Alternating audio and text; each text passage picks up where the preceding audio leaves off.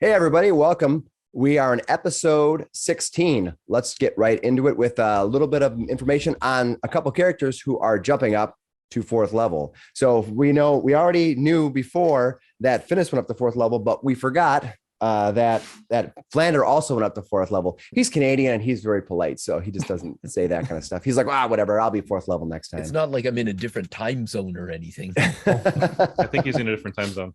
and then, of course, this time around, we also have Hemo that went up to fourth level. So good job. Hey, all right. Good job. Killing all those hobgoblins last time. Didn't. Nice. Cool. All right. Well, let's just go through real quick and give a summary. We'll start with Flander. Flander, why don't you give us an idea of kind of what you did for fourth level? Okay. Well, first, my favorite part, the level up slate and music, go. Yay! How did you do that? How does he make that happen? I know. It's like you think he's in charge or something. Can I level up right magic now? of Right, video. level 5, go! Didn't work. Dang, Is that right? I want multi-attack. Okay. The worst. All right, whatever. Well, all right. Go ahead. If you're not going to control any more of the game, if you want to tell us more a little about what your character's doing. What are you doing for fourth level there, sir? Okay. I have chosen a feat. Ooh, what'd you It is take? It's called telekinetic. Ooh, yes. And the way it works is I get an extra point for my it increases my mental ability score by 1. So I'm choosing charisma. That gives me 1 more bardic inspiration because I can never have too many of those. No, that's awesome. Good. Yeah. And it also gives me a spell. It's a mage hand. It's a cantrip. Yep. But it's special because its range is increased to 60 feet. And it also, there's no sign that I cast it, and the hand is invisible. Ooh, nice. Mm-hmm. That's stealthy. Cool. And it also gives me a bonus action, and I can shove someone 5 feet. Holy and that crap. means I can push an enemy out of melee range and escape Or and over a cast cliff. a spell. Yeah. So say a bard standing by a cliff, you could actually push them and they would think maybe Waif did. Accurate. Uh-oh. We'd even think Waif did it. Yeah, because not that there's precedence. There's Waif probably. a pattern of behavior. Yeah. Never stand in front of Waif. Wow. All right. Your mage hand is now better than Hemo's mage hand. You basically have the invisible improved version. Hemo goes to high five you with it, with his visible weaker mage hand. But you don't know where it's at, so your mage hand's like, Yeah. I've done Total that. whiff. Just kind of floating through. All of a sudden you hear this. What was that? that's awesome. Instead All of right, falling cool. into a ravine. Good job, Flander. That's super awesome. So congratulations on that. And then next we have Hemo. So Hemo, fourth level. What's in the stars for you? Hemo becomes more of an expert at sword fighting, and his dexterity increases from 16 to 18. So his dex bonus goes up. His AC goes up to 16. His to hit is +6 with his regular scimitar and +7 with his +1 scimitar. So he's just basically better at most of his stuff now. And That's what you want. As an Eldritch Knight, he picked up he gets an extra first level spell slot to work with and picked up the spell Absorb Elements, which is another reaction spell that'll allow him to half damage from elemental sources and use that element to turn it back at his enemies with his swords. That's pretty cool. Well, hopefully you'll be able to save yourself from another disaster in the future with that spell. That's pretty awesome. I like it. I love that it's a reaction. That's a cool. I love the reaction parts of this game. That's Between neat. that and Shield, Hemo's style is sort of swinging swords and magical defenses. So Cool. if we get like into a situation where there's people shooting at us from range, you and me get in front because I could react and grab the arrows out of the air, and you could react and grab the energy out of the air. Basically, yeah. We'd be unstoppable. Basically, you're unstoppable. Yeah. Okay. So with that, let's just run through kind of what happened last week, and then we'll get right into the game. So if you remember previously, the party discovered Agatha within that haunting grove. She was distraught she was like this ghost-like creature, but not a completely transparent. There was something mixed between the prime material plane and some kind of ethereal force. And so she was overrun with sadness. She lamented about the loss of her comb and how she lost it when she was looked upon herself and died someplace to the north. So the party eventually decided that they were going to find the comb, and so maybe Agatha would actually answer the question for her. So you went north and discovered a strange temple to Bashaba that was formed out of this antler type stuff, this tower. It was weird. You entered and found a petrified body of someone named Sal Vance, and you discovered that because you looked at its journal. You also found a coin. And so it was that coin was kind of weird. Through a series of missteps, some of you ended up down, and by accidentally flipping this coin. I think eventually you just left the coin, right? I don't think anybody slapping them awake didn't work, which was still kind of fun though. Yeah, but you were able to destroy them using lesser restoration, which is cool. Yeah. Then you found on the second floor 4 statues of that were of holy symbols. They were of Shantae, Denier, Ilmater, and there was a broken one. But upon inspection, you found that broken one was of Timora. You reassembled it, which is pretty cool, and were granted blessed. Now, Flander actually saw the wave energy going because he had detect magic going, but the rest of you kind of felt this gust of wind across you. Ran upstairs. We're like, we're blessed to go. Yeah, you're right. Well, after taking a few rounds to just deal with that, you're like, I'm going to shoot the floor. We thought for a second. Cast magic missile into the dark, Burn that kind of stuff. All right. And then you raced upstairs and you found another strange antler tree and 4 coffins and a large plate of platinum, along with a petrified body of a woman wearing a overcoat that was made of silk that wasn't changed. And on that overcoat, you saw the symbol of Soon. It's then that the tree came alive and the 4 skeletons leaped out. Those 4 skeletons were made of that same antler material. And the tree grabbed Gashar and thrust it into the platinum mirror. Don't look in the mirror. Yeah. It's too late. Yeah, where you just disappeared and a petrified version of your body just emerged, constructed. The party rallied, though. It was cool. Yeah, it was a cool fight. If you haven't seen it, go watch it. It's awesome. You defeated the enemy in the room and ended up destroying the mirror. When that happened, Gashar returned. But when you were released, not everything was returned to you or restored. And you were somehow now find yourself tainted by the shadow Phandalin some strange way, not yet fully realized. But you have known that, for instance, like now you can see in the dark, but you're also weakened by sunlight. Yes. Yeah. And physically just weaker. Yeah. Yeah. And some of your stats were mixed and blended around. But maybe a little more nimble. Yeah, maybe a little more. The party returned then to Agatha, and you returned the comb, and you found where the long wreath journal was. She said it was in the shrine of Sabras. Where that is, you're not really sure, but you have an answer, which is the whole point of you coming here. Then you left, and the party went back to Connieberry, and there they ran into a stranger in need. You rallied again, fighting off a bunch of hobgoblins that were attacking this well-armored, but really outmatched in sheer numbers against the hobgoblins. You ran in, and together with this new person, this new guy who you've not met, who probably is a paladin of some sort, you're guessing, and probably a paladin of Ilmater, judging by his symbol, destroyed and killed all the hobgoblins, including the fleeing goblin. And with that, we're gonna get started here. So as you can see, here you are in the town, and you've just finished up. When we left off, Hemo had approached the new guy and introduced himself. So let's just start with there. So new guy, you've just been introduced to someone named Hemo Oakenheel. Yeah, so he's kind of just standing there. He was very surprised that anybody was even here. As Hemo comes up and introduces himself, he'll go in and I know he presented his hand to me, but he goes in for a hug and he's like, "Thank you, you saved me. I don't know if I could have taken them all by myself." You're very welcome. My name is Eckankar. It's a pleasure to meet you. Hello. Hemo will pull away and sheath his swords. We are out here on a job. We ran into the same hobgoblins as you, and we just didn't want to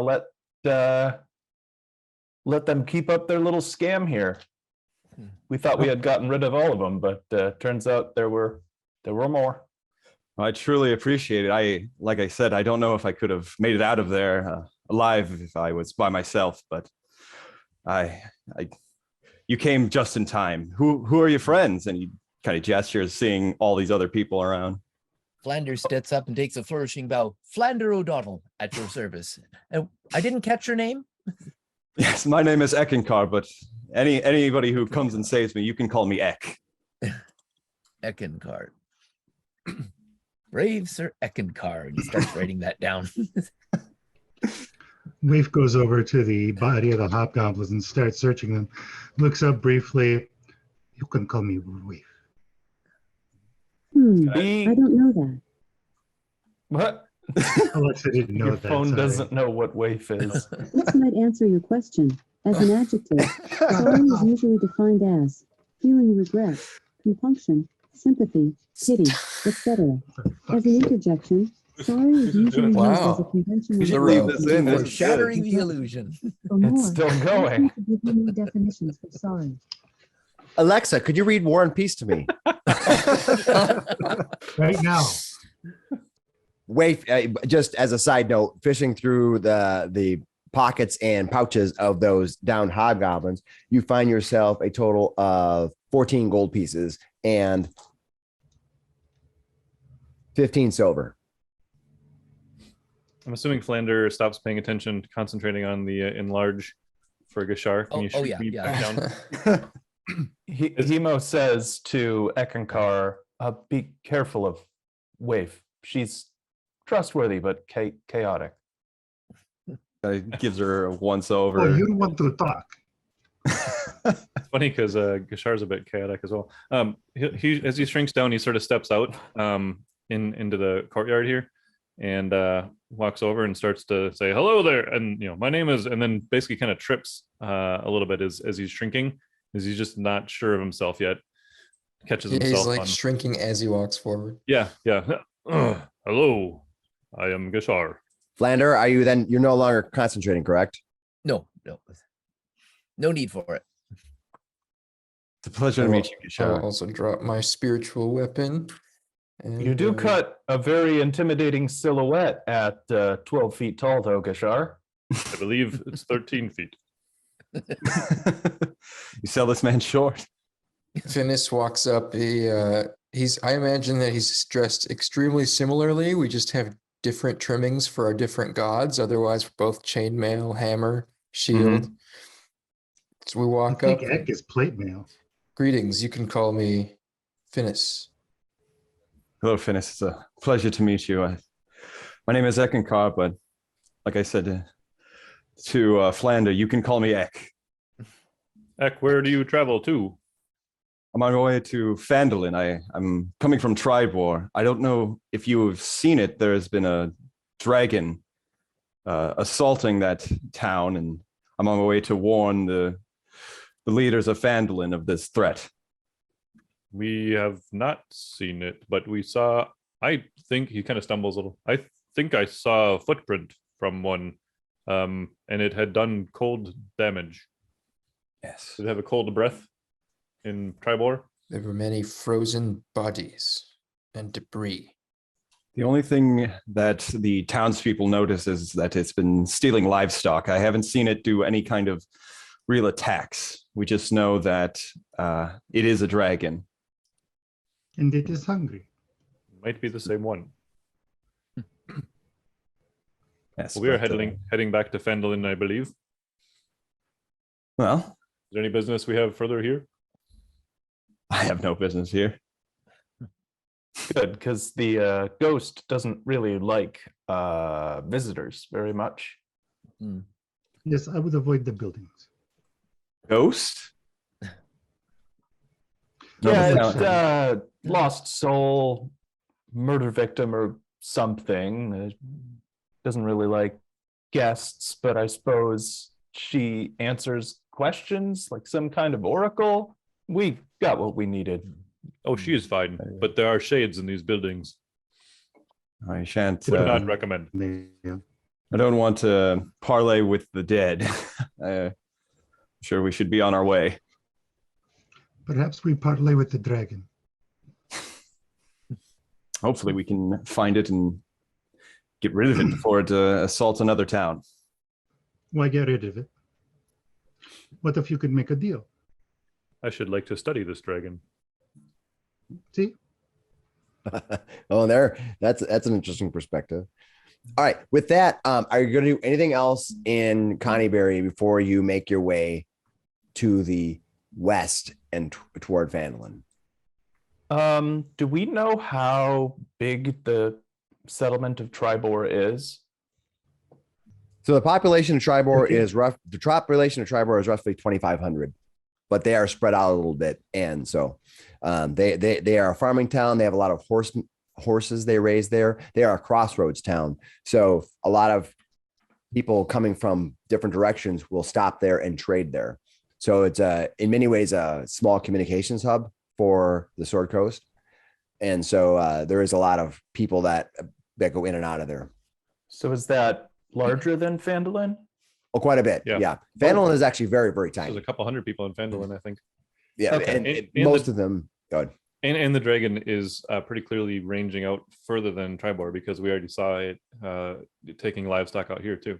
I think we saw like ox or something, maybe donkey. Well, if Triboar can't deal with it, then Phandalin definitely can't. Yeah. Maybe we could have convinced the Red Brands to take up arms against it if they haven't all been defeated. They'll just tell us to go do it. Seems like everything falls to us in Phandalin. Being heroes is difficult. Maybe You don't even have a health plan or anything. no. Well, kind We of. have to buy our own health potions. Well, yeah, we got some free health potions. That's what I was just gonna say from Gariel. Gariel, yeah. But And at one But and at we one are- point, Lenine gave you health potions as well. There we go. It's like a nonstop health potion trolley here. Bring it in. Perhaps, in fact, Eckankar, maybe you should be, if you're delivering a message of warning, maybe you should be speaking with Gariel over the actual town master. He's become kind of Talk to him. probably dead at indisposed. this point. I hope they have a bit more of a sense of justice than that. This But is that lawless doesn't- country. It's not worth. I'd There's say no at this law. He's terrible. Well, I'm sure he deserved it. He definitely did make a great showing of himself. But yes, Gariel, I think, is probably one of the de facto leaders of this town at this point. So maybe we should bring you to meet her. It's funny you mentioned that the Lord Protector told me to talk to Gariel. Yeah, well, he was right on that. Let's go meet her. This town smells like hobgoblins. All right. And dead With- ones at that. With that, you can make your way out of Connieberry. You travel west along the road and quickly emerge on the western edge of the small town and out into the wilds of the Sword Coast along the Triboar Trail. Do you see And any dragons flying overhead? why don't you give me a I'm gonna spot keep roll? watching as we're trekking back west. You give me a spot roll and we'll see what you see. All right, will do. I'm gonna do Everyone? perception. Are we on foot at this point, or 13. Yes. Did you buy a Everyone's horse on at foot some unless you Okay. have a no? way to Take 'em create a out. magical steed. That's a good idea, though, but not All right. yet. You look overhead and see no signs of this potential dragon threat. Changing. All right, I'll change the map. Okay, so you can see you are out in the great wilds of the outdoors here. You are just outside of Connieberry. You are right here. All right, where do you think you want to go from here? Hottie now. Which way do you want to go? Just kidding. Up? That's, I'm going to give everybody, since you are looking around for the dragon, I'm going to give you another perception. Give me another one. I'm going to give everybody, give me another perception. as we're hiking. Yeah. Everybody throwing in? Okay. Throwing in. Ooh, there we go. That 20. 18. Now we've got higher numbers got this a time. natural 20, Yeah. 21 over there. 22. Who got the 22? I did. Oh, Then Finnis did? Eckankar got a Finnis 21. is always noticing. All right. Eckankar and Finnis, as you're leaving Connieberry, heading south. Now, last time when you left Connieberry, you were heading south. You were in a bit of a trouble, your group. You were a little beat up, and one of your party members was very beat up. So you were more concerned about finding safety, looking off the trail to find a place to sit low for a night's rest. But now you leave and you're in good health and good spirits And for the looking most trouble. part. Yeah. When you notice, as Do we you have leave, another meat shield companion? you notice as you leave What was that far wave? to the southeast, far to the southeast, you can see that there is actually a strange old ruin that sits above the hillside. It's quite a different distance away. It's probably over 10 miles away, but it's up on a hill way in the distance. You can see this outline of some ruins. Like this area. I'll tell you where it's at here. It is right. Just making sure it's on the map here so you can see it. Here. Kind of see in that area. You can see these ruins way to the south. Now, coming from the other direction, you think that these hills probably hid most of it. But as you emerge from here, as you're looking to the south, kind of looking around the sky, you can see up on a high ridge, you can see this strange outline of this ruins, and they're very tiny, but they're in a distance. But the big thing is that you actually see movement up there. Something is moving, something small, tiny. You see something moving. You may choose to ignore it and move on, or investigate it. That's up to you. Phandalin waits. Does it look like it's moving on the ground? No, it's something. Yeah, it's something on the ground that's moving. It's small. It's probably not a dragon. You just see something moving. Probably It's more moving like ruins. The ruins clearly look like ruined, though, right? Like nobody yeah, should they're be living ruined. there. Yeah, they're ruined. They're definitely broken apart. You can see kind of the outline of the rise and fall of some kind of a small wall. Again, these are tiny, but even from this distance on the up on the top of the hill, you can kind of make the outline of it in the light of day. And do we see movement in like one spot, or is it sort of like in, to the left and the right of the You see a ruins? couple small things moving around, Hmm.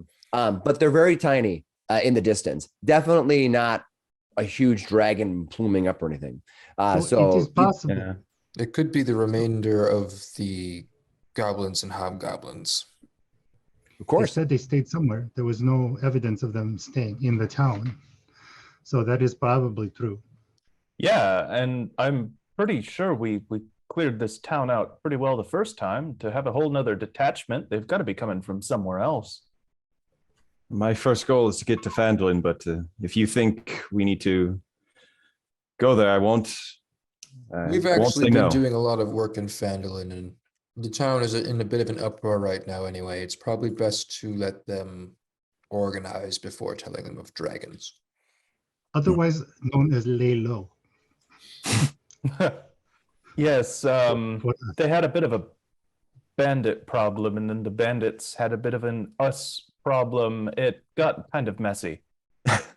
Based on the work I saw in the town, I'm sure it was a trifle matter. Yeah, But there were they a were lot of defeated. them. We did not burn any buildings down. No, definitely wasn't. Roll for us. deception. Uh, No, that's perfectly accurate. We only burned part of the building, but we did not burn any buildings down. So that is a Oh, really good. accurate statement. I'm going to have you roll for deception. You can roll Why for not? it. got a 10. Could be like what's the like subtle what's the way to communicate through like subtle comments in mixed. There's like a thieves Oh camp, yeah, thieves Thieves can't. can't. Do you know these Yeah, camp? but unless you're a not. thief, you can't. but I'm not deceiving at all. Where the subtext is the main text. Ooh, where's your roll? I rolled a natural one. Okay. Like I said, Eckankar, when he says that they didn't burn any buildings down in Phandalin, you get the Everybody idea else in the that party side eyes Gishar. you- gives- you- gives they- him away. he says that, Probably and all the giggles. party members kind of do the like. You and I are in the same town, right? And you get the sense that maybe there might have been something that happened in a town He looks involving around- fire looks and around a and says, building. there was a fire, but it did not burn down. Eckankar's he's gonna give everybody a look, but he's just gonna kind of log that in his mind for right now. He doesn't want to like let We anybody promise we're like the good guys. it's a pretty straight face for right now. That's what all the bad We guys did say. return. We did return all of the stolen gold. Bad guys aren't Wait, like walks- aren't like other undercover cops. You're like, are you a bad guy? Yes, I am. You have to tell me if you're a bad guy. Yeah. Wade Okay. walks by and pats Eck on the shoulder and like, you're in for a rough time. I'm very sorry. And then starts walking off towards the ruins. Sounded So good on you're that. going to make the decision to head off and check out those ruins. Yes. I'm Let's go. Finnis trying will to follow along. I'm trying to remember. Oh yeah, we were hearing about orc raiders, and Could be I them. was trying to see if they gave us any location, but it seemed like all they said were that there were orc raiders east down the Triboar Trail from Phandalin. We So did this- also this see fort that ripped fits up that cart of bill. orcs. Yeah, they had said that the Wyvern- orcs were near a place called Wyvern Tor, Hmm. but you never got more specific directions on where that was or what the Wyvern Tor? is. Yeah. Is like what we are approaching. Is that a tour? No, I mean what you're approaching is more like a. I mean, in a way it Fort? could be, but it's more like a small hill rise. So it's more like a leveling that continues on. So it's not considered like an outcropping. Or a And we're top. also only on the second day of our tour. It's a 3-hour tour. When I left 3-hour tour? Tribor- Oh when I no. left Tribor, did Chandrell like let me know like of these kind of things happening, or was it kind of just like you need to get there ASAP? Well, I had told you basically what you would know. Okay, So perfect. so yeah. So that like I said, this thing with this structure on top could be considered a tor in the fact that it's, that's more like a rocky outcropping or a bluff or something like that. But this doesn't seem like it. It's just a roll. It's kind of a hill that settles on, and then the rise keeps going, and you just happen to see it. And the only reason you see it is because of the angle you're at, and the fact that it's a nice sunny day outside. And Gashar is loving it. He's probably going to go tan it. Yep. You see him sort of like misstepping just a little bit here and there. He does think back into his sort of sage knowledge and all the books he's read to see if he can remember anything about a wyvern tor out in this area, but he only gets a 10 on his history, so I'm guessing he doesn't remember much about it. Well, there are a couple of large peaks that exist that are legendary in the sword mountains that you're in. These are the sword mountains down that are just to the south here. Mhm. You can see it on the, Further on that. south, Yeah. And these hills rise up into that. And one of them being the tallest one, which you can see if you really look, which is Icespire Peak. It's this nice giant Icespire Peak. But that Icespire Peak is way more south here. It Mhm. exists more in that area here. Where they were this fortification is nowhere near the sword mountains, so that is more like in the hills still, and actually not all that deep into the hills. Have we learned the location of the Cragmaw Castle yet? That was somewhere that Larg came from, I believe. Maybe a different base that he had.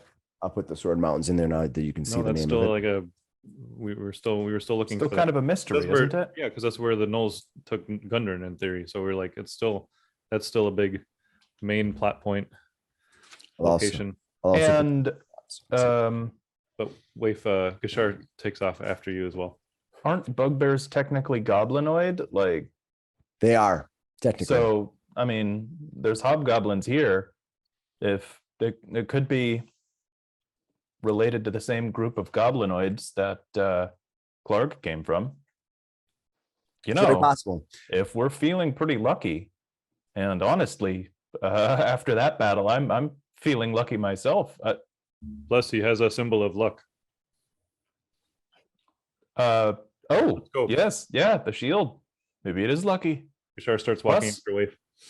We did. I did maybe entreat myself a little to a statue of Ilmater.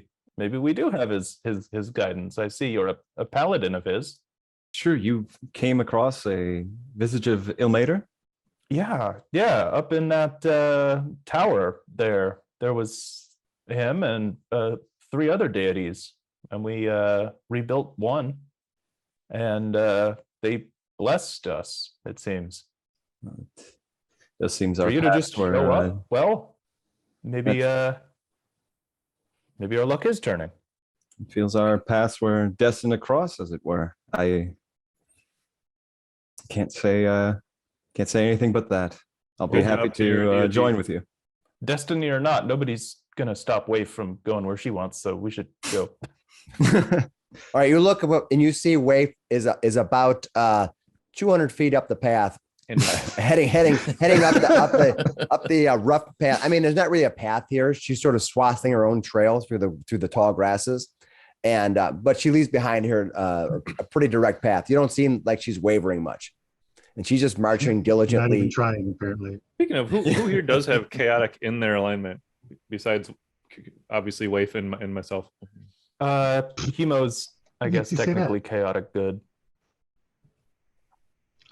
There you Technically, go. so is Got Waif. half chaotic and Half the party's not, chaos. yeah. All right, got it. That's all right. Let's freaking go. Let's remember we're in a D&D game, and in reality, at the end, pretty much everyone's chaotic. Run forward and kill. All right. Yeah. All right. Actually, I think I suggested to negotiate. Hemo actually so- says saved several people. He's been quite the hero in that. All right. The group itself heads south by southeast out of the Triboar Trail, heading into the tall grasses. The grasses last for several miles, and it's wild here, but you're able to move around. Some of your pant legs are kind of covered in these little burrs, prickly burrs that you get every once in a Oh, I while. hate that. and then some of them aren't. There are some low spots, and you find yourself walking through some marshy puddles here and there as they dip down, because this ground here rises and falls quite a bit as you're walking up the hillside, and the ground steadily rises up, rising up higher and higher. And as you glance back, you can see the Triboar Trail now. After an hour of walking, the Triboar Trail is quite distant, and you can kind of look down upon it from your position here as you emerge into the hillsides just southeast of Connieberry. Also, it's from this position you can see Connieberry fairly clearly. You can see the buildings, the small lake nearby, and all that kind of thing. And beyond that, to the north, of course, you can see the forest of Neverwinter woods, going deeper and deeper and hiding any of its secrets from where you're at. All right, traveling south about another hour, you can see yourself getting closer. You're starting to feel the hills now. It's rising up. And as you do, you can see in the distance, possibly some details. Why don't you give me a spot roll, a perception roll, and see what your group can find? I am glad we are out of those tall grasses. Don't sleep there. Ooh, 20, 21. Hemo crits for a 21. Okay. 19. God damn. 25. So does Finnis for a 25. Ebus.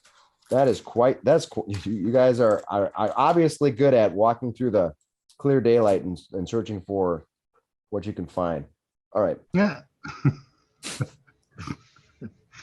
You can good see at looking. you can see a crumbling ruin of what's probably an old watchtower standing amid some rugged hills, such as you can see.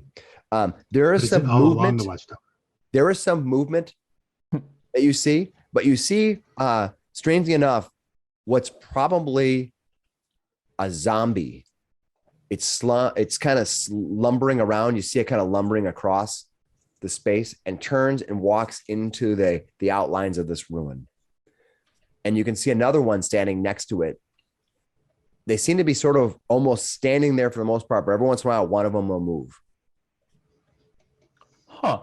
They definitely feel like you've seen the undead now a few times. You've seen some of these creatures, and with your knowledge in general, you can see they're probably some kind of zombie creature. Now, what kind of zombie they are, you're not really sure. Well, that's not normal.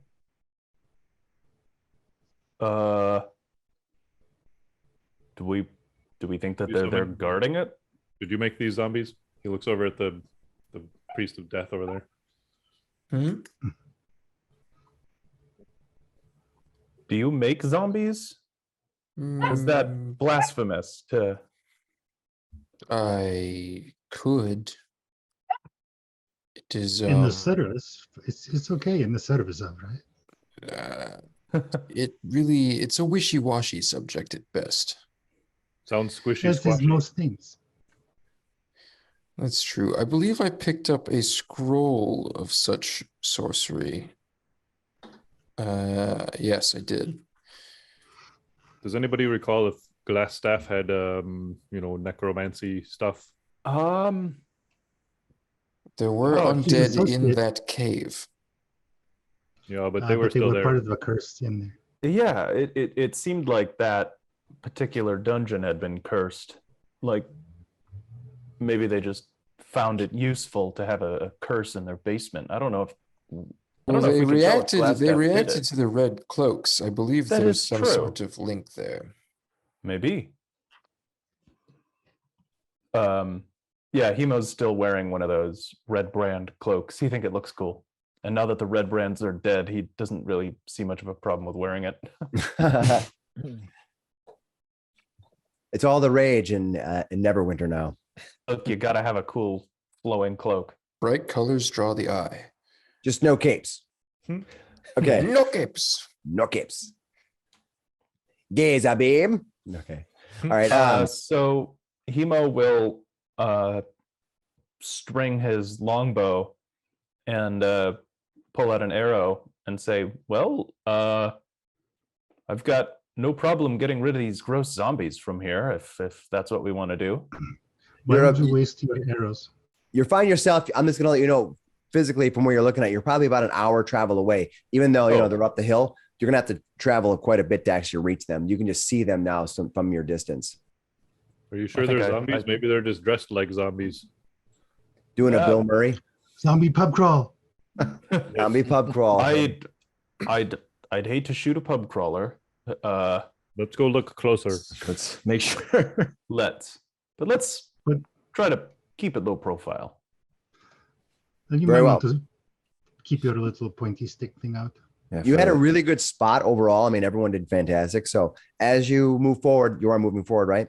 Yes. You move forward, you travel about a half hour up this steeper ridge. Now, in terms of physically moving in a linear fashion, you're probably not going that far because the hills are going to get steeper and it's taking you longer and you're slower on your movement.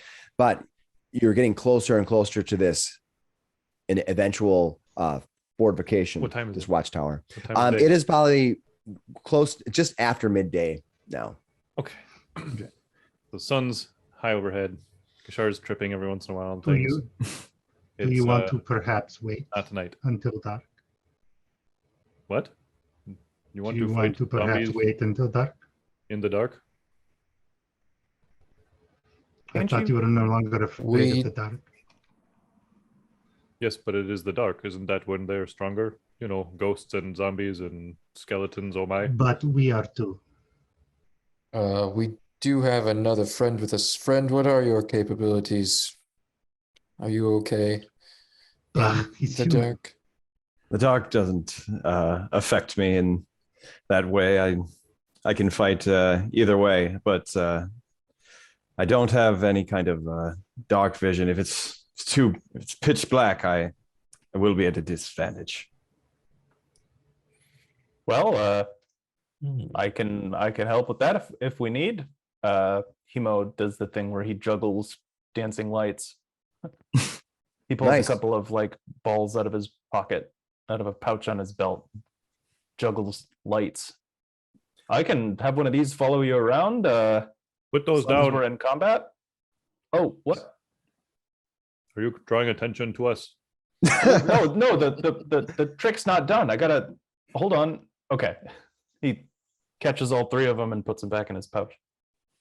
I can help with that. Yeah. Or scans the horizon?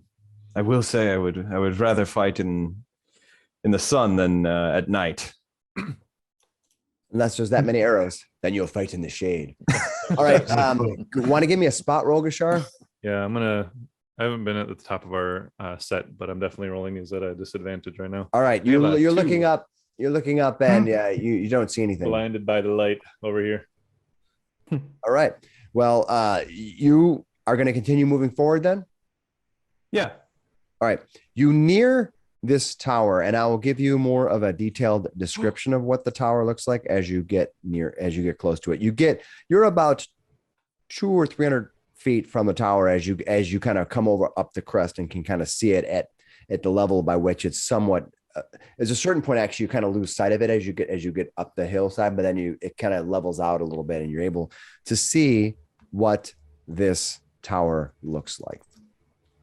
So what you see ahead of you is a broken wall, and you think the wall is tiny. You're looking maybe 40, 50 feet across this little tower. There is a circular tower in it that's rising up from behind it. This is all worked stone, but you can see the stone is very old, similar to what you might have saw on the walls that outline the edges of Phandalin when you were there. Some of the old walls that are there, very similarly worked stone as that.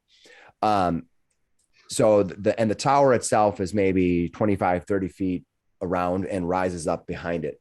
There are sparse trees that kind of rise up around this little area up on the hillside, and it's kind of covered in grasses all the way through it for the most part.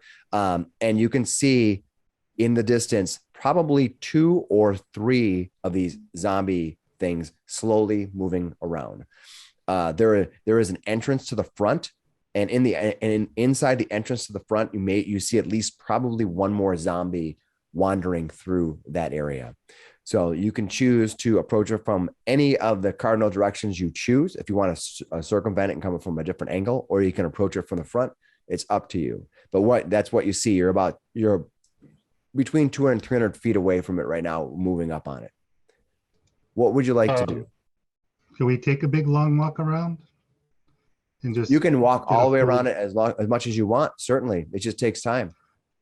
Yeah, I want to know if there's anywhere that's like out of view of at least the front door, if not any. Are there zombies up top on top of the ruin? You're not sure if the ruin even has a roof from your perspective, but Okay. when you see the sunlight coming through the front entrance, you're thinking at least that the walls around it are probably a courtyard, and they don't have any roof on it. The tower itself, though, you don't see specifically from your angle, from where you're looking at it, an entrance to the tower, but you see that the top has been broken apart. You can only see the tower only goes partially up until it's broken, and you can see the crags of it. So you think that with it being a broken top, it probably doesn't have a roof on it either. Okay.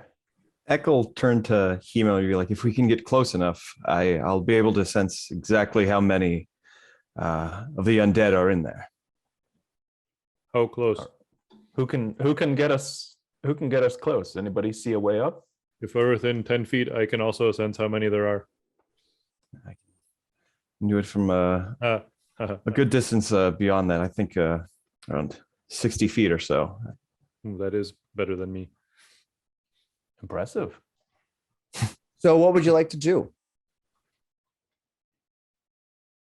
I So think we should take Storm a- the fort. No. you come from the east side. It just Will it sprint be out. Too big on Yeah, it I to mean, walk up. actually, going in the shade is not the worst idea. I think Hemo's looking for the easiest way to sneak up to the base of that main tower, because he wants to get in there. The easiest way would be If for you to this- make a stealth roll. If the start is evening starting, is the sun setting? No, you're still just past midday. You've only spent another half hour walking, so you're in the 2 o'clock range basically. You have a good Still high sun then. you still have a good 5 or so maybe 6 hours before the sun really goes down. So you have a little bit of shade on the east side of the buildings. Mhm. And you're gonna get some long sun from the west still for a while. 'Cause Yeah, that's what I would have it is recommended summer. coming in from the west, It is summer, so especially if we wait a couple hours. Yep. Hemo only gets a 12 on his stealth to try to get up to the tower. All right, are you moving up to the tower then, Hemo, by yourself? Well, not by himself. He was gonna. Yeah, I would probably move with them. We were looking. I think he was looking for like maybe the shortest distance between the tree line and the tower or something. I'll stay All right. about 40, 50 But I- feet behind them. What you can see as you get as you move forward a little bit more, you can see that there's a trail that leads off to the south, kind of where you're at. We're as you're approaching up from the south, or from the you can see the tower itself has a little trail that's leading off of it. It's probably leading around to maybe a smaller, a wrapping around trail that leads probably through the hillsides and an easier path or easier trail than what you're taking, but you don't know where that leads to. So you could easily try to find that trail, and it may be, who knows how good a shape it is, but you can see that from the front there's definitely a trail that leads off to the east. Let's go to the east. And you're kind of approaching it as you approach, you're kind of moving from the south. You're creeping up on it. So do you want to wrap around to the east and see if you can find that trail again, or you can go to the west or circle around it, or you can run forward screaming? Maybe just find the trail first. Are you gonna That'll give wrap us an around? idea of how used this place is. All right. You could hide near a trail until it gets a little darker and see if there's any coming and going to or from the fort. That too. Yeah, maybe those hobgoblins were commuting to work. Or signs. Are there any signs along the road as we're going? Yeah. Well, there might be some signs. I don't know. Should we head to that trail? Zombies this way. This is Castle. I'm expecting like a triangle sign with like undead marching. Yeah. Caution, zombies. Imminent death this way. Or a turning symbol with a no turning. No turn ahead. Two turns. Crap. We must keep going straight. Okay. So you're going to wrap around to the east, where you're at, and kind of go up the hillside a little more. It doesn't take you long until you do find an old trail. You think this trail is no bigger than maybe 5 or 8 feet, and was probably one time well ridged that you saw maybe it was wide enough for one wagon to get through. You think at one time maybe a one wagon would take a trail ride up into wherever this outpost is. If it indeed was an outpost, it was probably used to look for dangers along the Triboar Trail at one time in the ancient past. Now, you do know that at one time this whole area of Phandalin and the Triboar was richly used by these dwarves and by the magic users of the area that were using the Wave Echo caves and the other mines to extract wealth from, as well as Wave Echo Cave being a place where they was legend to be able to make magic items and be able to do some cool stuff in the Spellforge. Now that happened centuries ago, and the place was overrun by orcs at one time, and the orcs devastated everything, and that's when the Wave Echo Caves were lost. This probably came from that similar time. So looking at this trail, does it look like anything's stepped on it in a while? Like, do we see any fresh tracks? You don't see any fresh tracks out easily enough, but you could give me a survival roll and see if you can find some ancillary signs. Let's see what we can do. Not in spells. All right, what'd you get? That's a 4. All right. You look around, and there are some grasses areas here, but the grasses are sort of like wild grasses that are growing through a kind of a blistering hard clay. So the rock itself is difficult. Even when you walk on it now, you don't really leave much of a trail. Occasionally you'll have a dragged foot or something that you might notice, but most of it you see pieces of fragments of stone getting kicked around here and there, but the ground itself has been well beaten and has not moved much. It's cracked a little bit over time, but with that, you're not seeing anything that tells you that a wagon wheel has been passing here anywhere between now and 10 years ago. They all look very similar to you. Is it wooded at all Hemo up here? gets tired of looking at the trail and turns to cut some of the tall grass on the side of it with his scimitars. All right. You do see that there's occasionally a tree here and there. And in fact, as you look at the small outpost, there are a few trees that are kind of burst up around it. But in no way is that a Not woods or woods, anything like yeah. that. They're just the random tree that's made it up this far up the hill that survived. All right, but I'm continuing to stay back a little bit from the lead. You don't think this Folks. far up that the temperature has any great difference. You just think that the soil here is much more rocky, and so they're not able to. The trees aren't able to extract water as much, so they don't tend to survive in clumps anymore.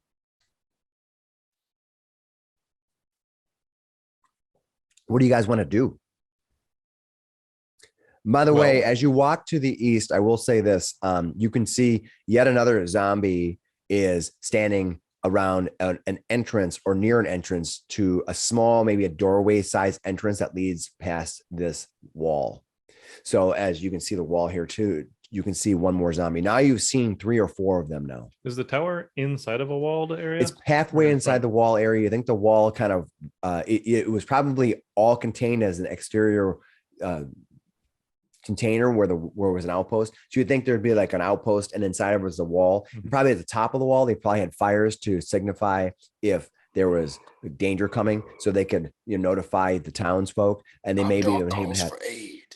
They also could have had like a ballista up there or something like that for protection, but it's long since been destroyed at that. And so Then how far away are we right now? you're about 150 to 200 feet away along the road, and you see that this zombie is sort of just standing there. They move a little bit. You can see that they're definitely not inanimate. They move occasionally, and they'll walk 5 feet here or move a different direction.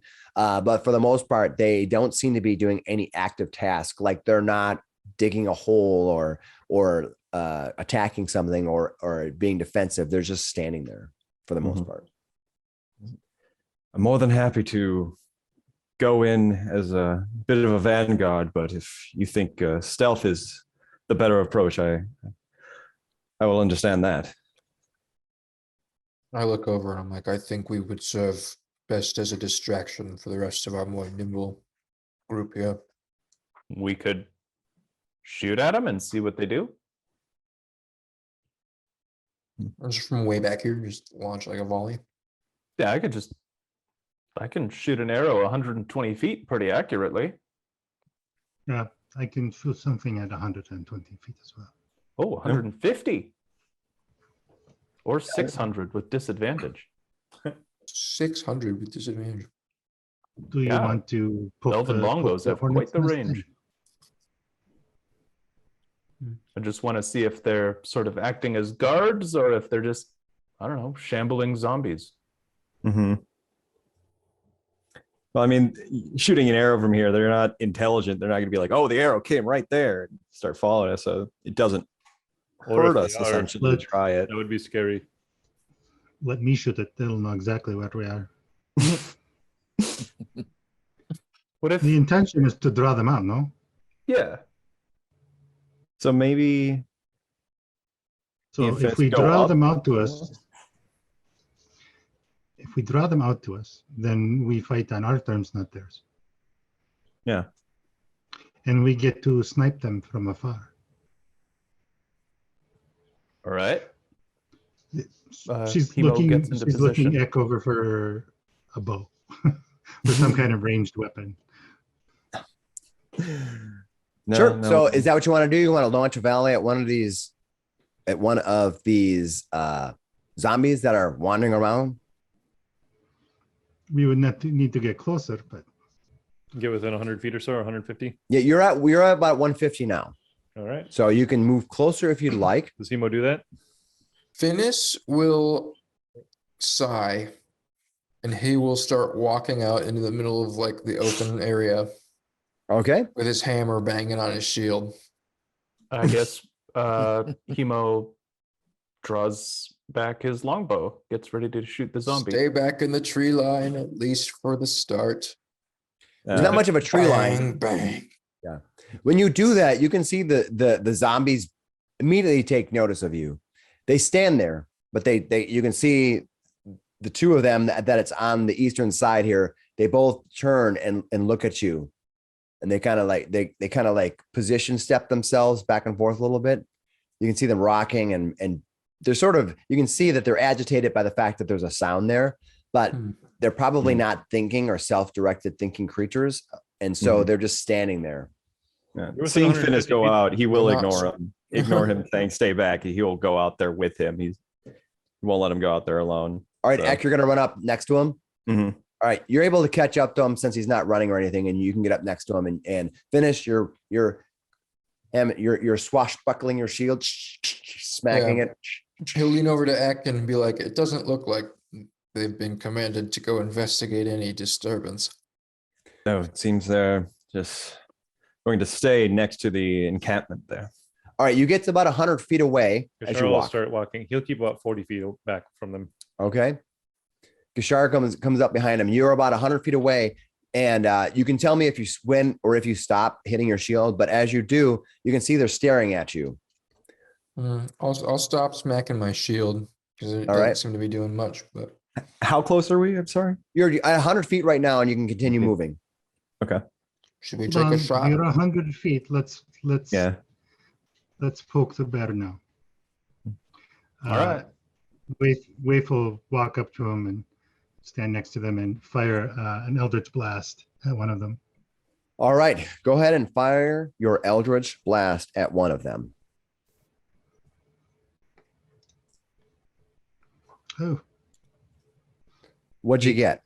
All right, An eight. you fire your Eldritch Blast. It ricochets past them and slams into the side of one of the wall, erupting in a forced burst on the wall. You can see part of the wall just breaks away and crumbles down. All right, as you did that, I'm going to really hurt. I'm going to go ahead and give everybody else a chance to do one thing first. So I'm going to start with Graham. From what I understand, Flander is still back.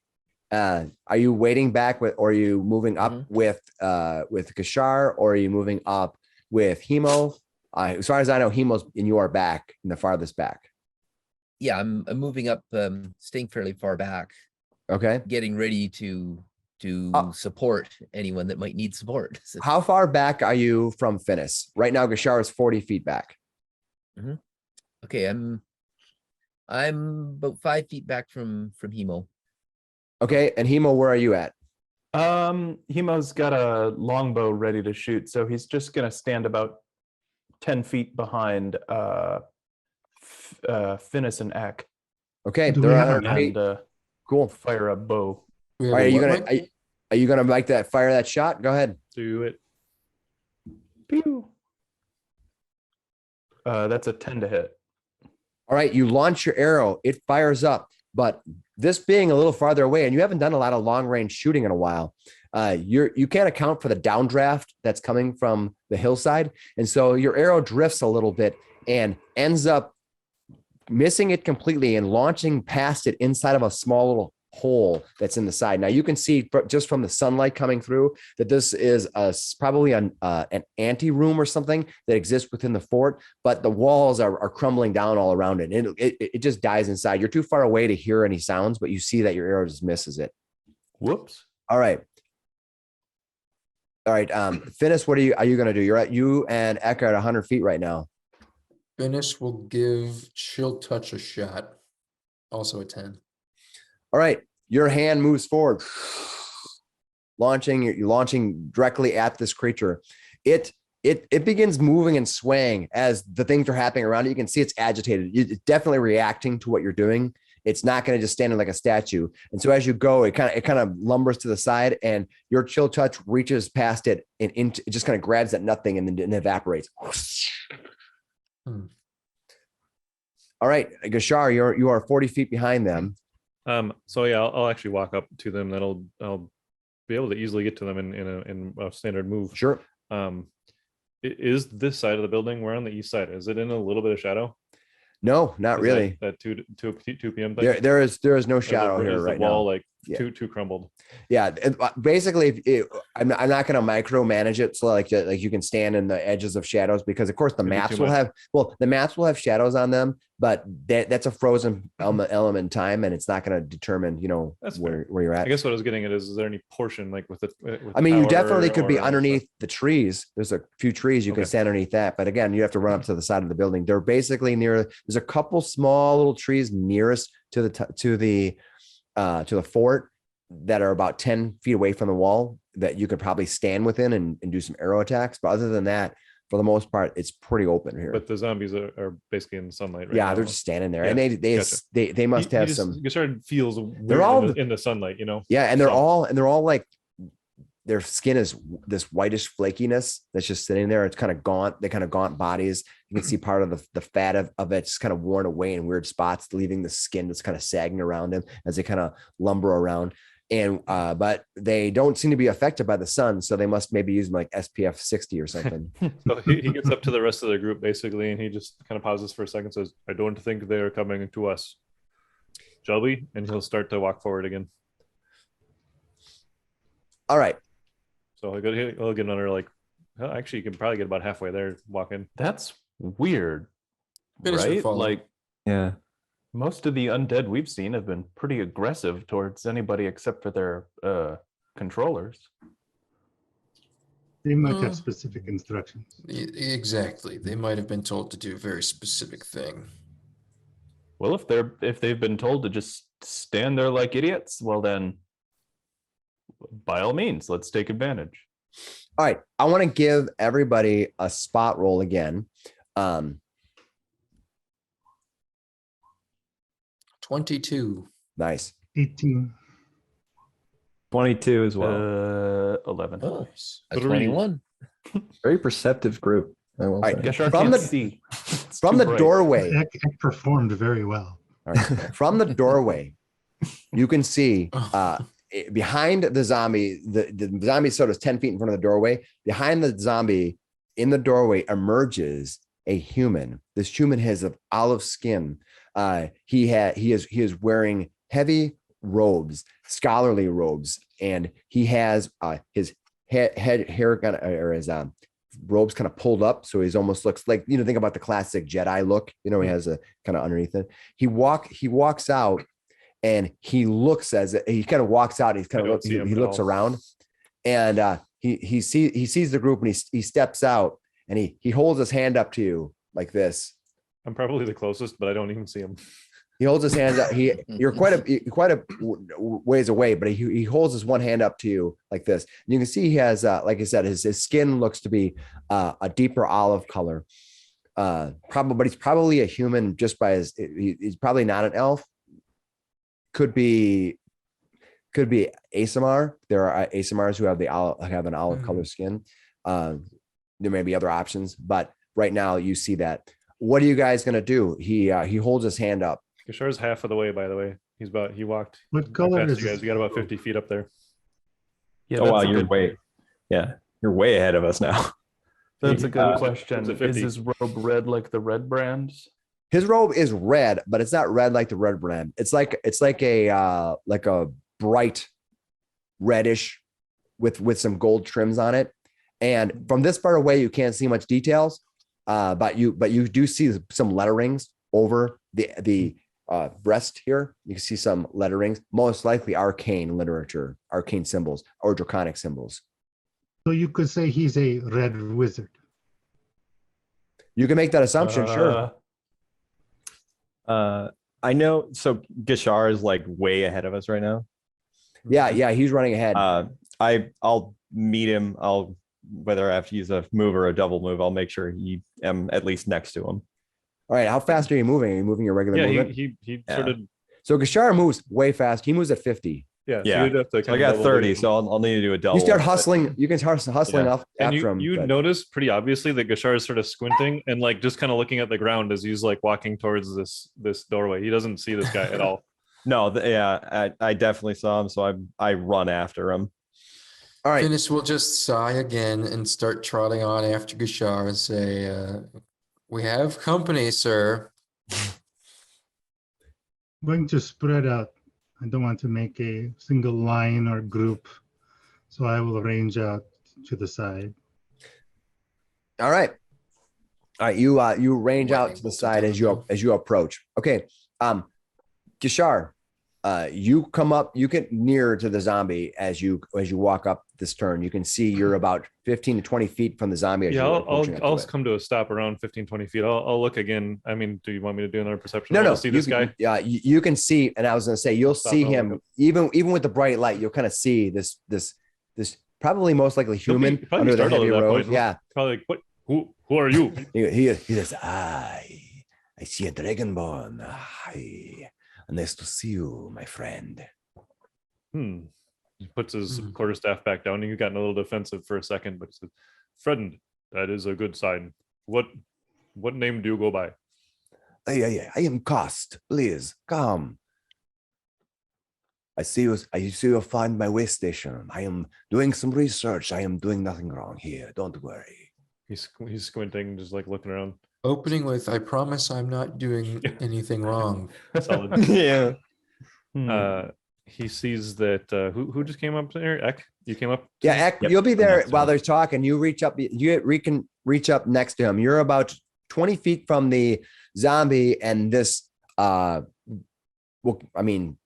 this researcher is probably 10 feet behind the zombie there, but the zombie's definitely giving him some cover, but he's talking to Gishar as he Mhm. walks up, and he goes, and as you approach, he says, "Aye, my friends, servant of Ilmater, welcome. What brings you to my expedition?" We saw this encampment from a ways away and saw the undead. You are the We one should with the investigate. balls. I saw you a long ways ago. Ah, that was him. He points back. Other guy. We saw your zombies from the road. Hey, these zombies are only here to protect me from the orcs. They are nearby, near the Wyvern Tor. We saw them too. Where is the Wyvern Tor? To the south. I recommend you go there and take care of those orcs. They are a nuisance to all.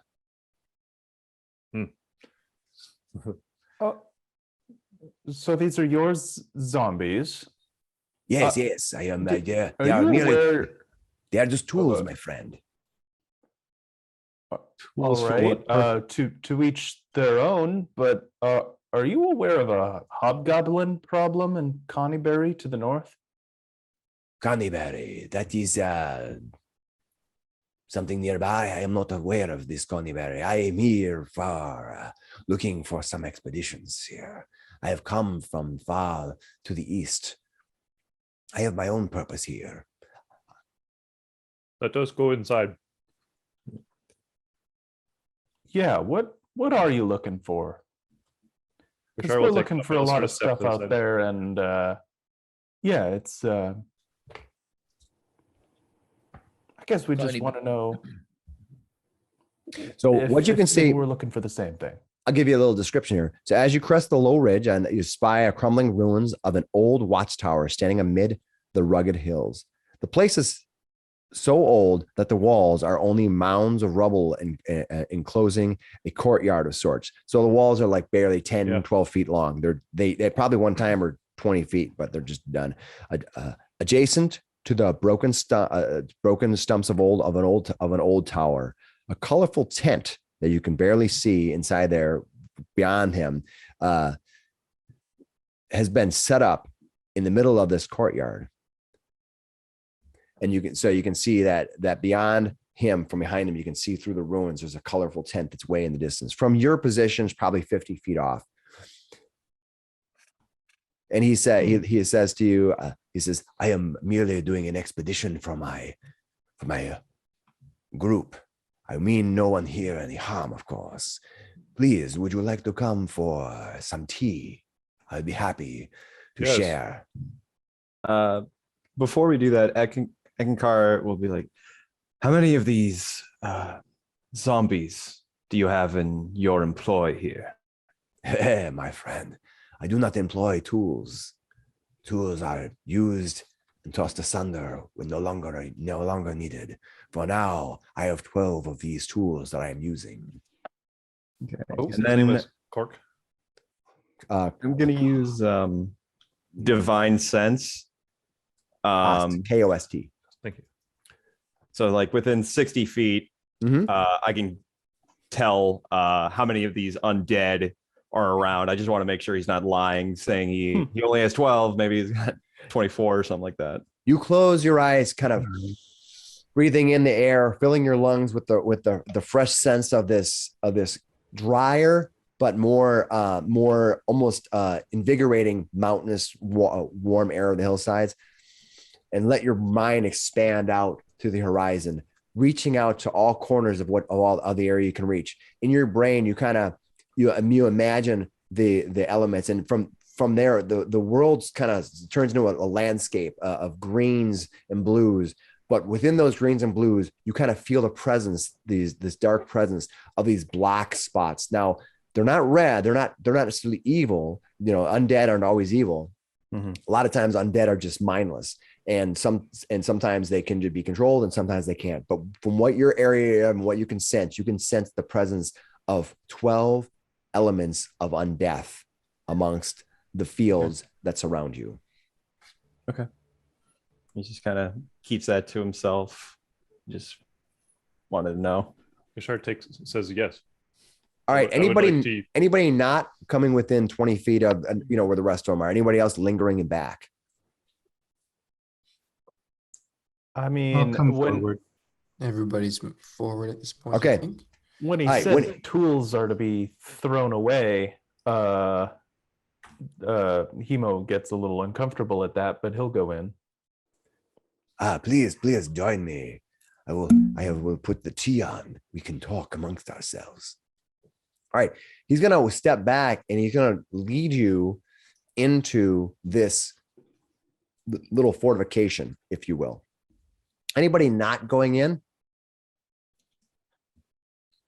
I'm coming in. All right. I'll go in first. All right. Was that Ek who said that? Yeah. Okay. Ek is going to go in first. Now, Ek, when he walks in, he turns his back to you and walks in. The zombies are the zombie that you pass. You can walk past it. The zombies just,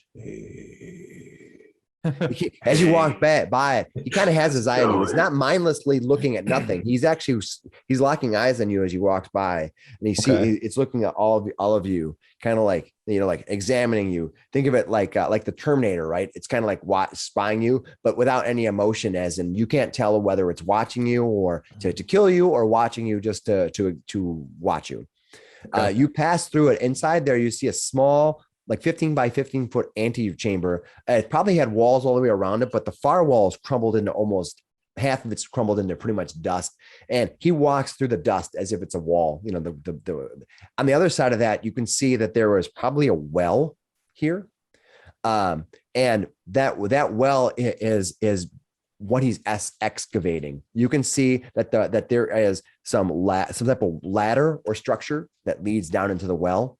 And around the well, you can see what looks to be hooks that he probably puts lanterns or ever burning lanterns or whatever around in the evening.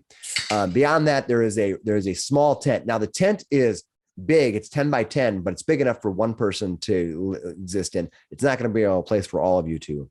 So he says, please wait here, and I will get my supplies. It won't be long. And he disappears into the tent. You, Ek, are standing outside the tent. The rest of you can follow if you wish. Is there any shaded spots? No. That's Really okay. open? Okay. Yeah. Now, outside of the walls, there are some trees, but inside of here, you of course can be in the tent. That would be shaded. So if you want to run into his tent, it's up to you. Anybody else coming inside with Ek? Or am I going to just... Finnis will walk in and he'll kind of peer down the well. All right, you walk up and you look down the I well. thought you were asking about going into the tent. Yeah, I come into the courtyard area. Yeah. Okay, so you're going to go in the courtyard area. So you're in the courtyard area. You look down the tent. All right, what you see is at the bottom of the well, it's been excavated out, and it looks like there's a tunnel or an open area. So it looks like from the bottom of the well, there's at least a drop of maybe 20 feet to the floor. That room expands out, and you don't know what it is, but you can see a bunch of tools down there, like probably like a part of a wheelbarrow, and definitely some where they probably have been digging out something down there. What it is, you don't know. You can certainly walk down there, but that's what you see right now.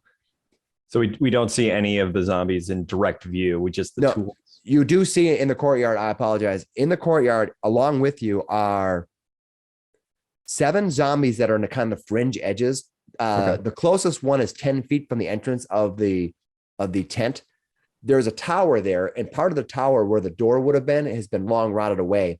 But inside the tower, you think that there might be another zombie. And altogether, like you said, there are probably 4 outside and 8 inside.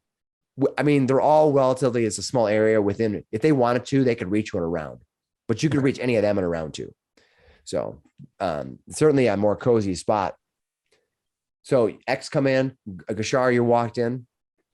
Finnis, what are you going to do? You can see this kind of from the outside. You can certainly walk in if you like. Finnis will stay outside of the tent for now. All right, so you are outside the tent in the well, near the well. Waif, are you staying outside of this area, or are you going to go in? I will stand with Finnis. All right, you stand with Finnis next to the well. All right, Flander, what are you going to do?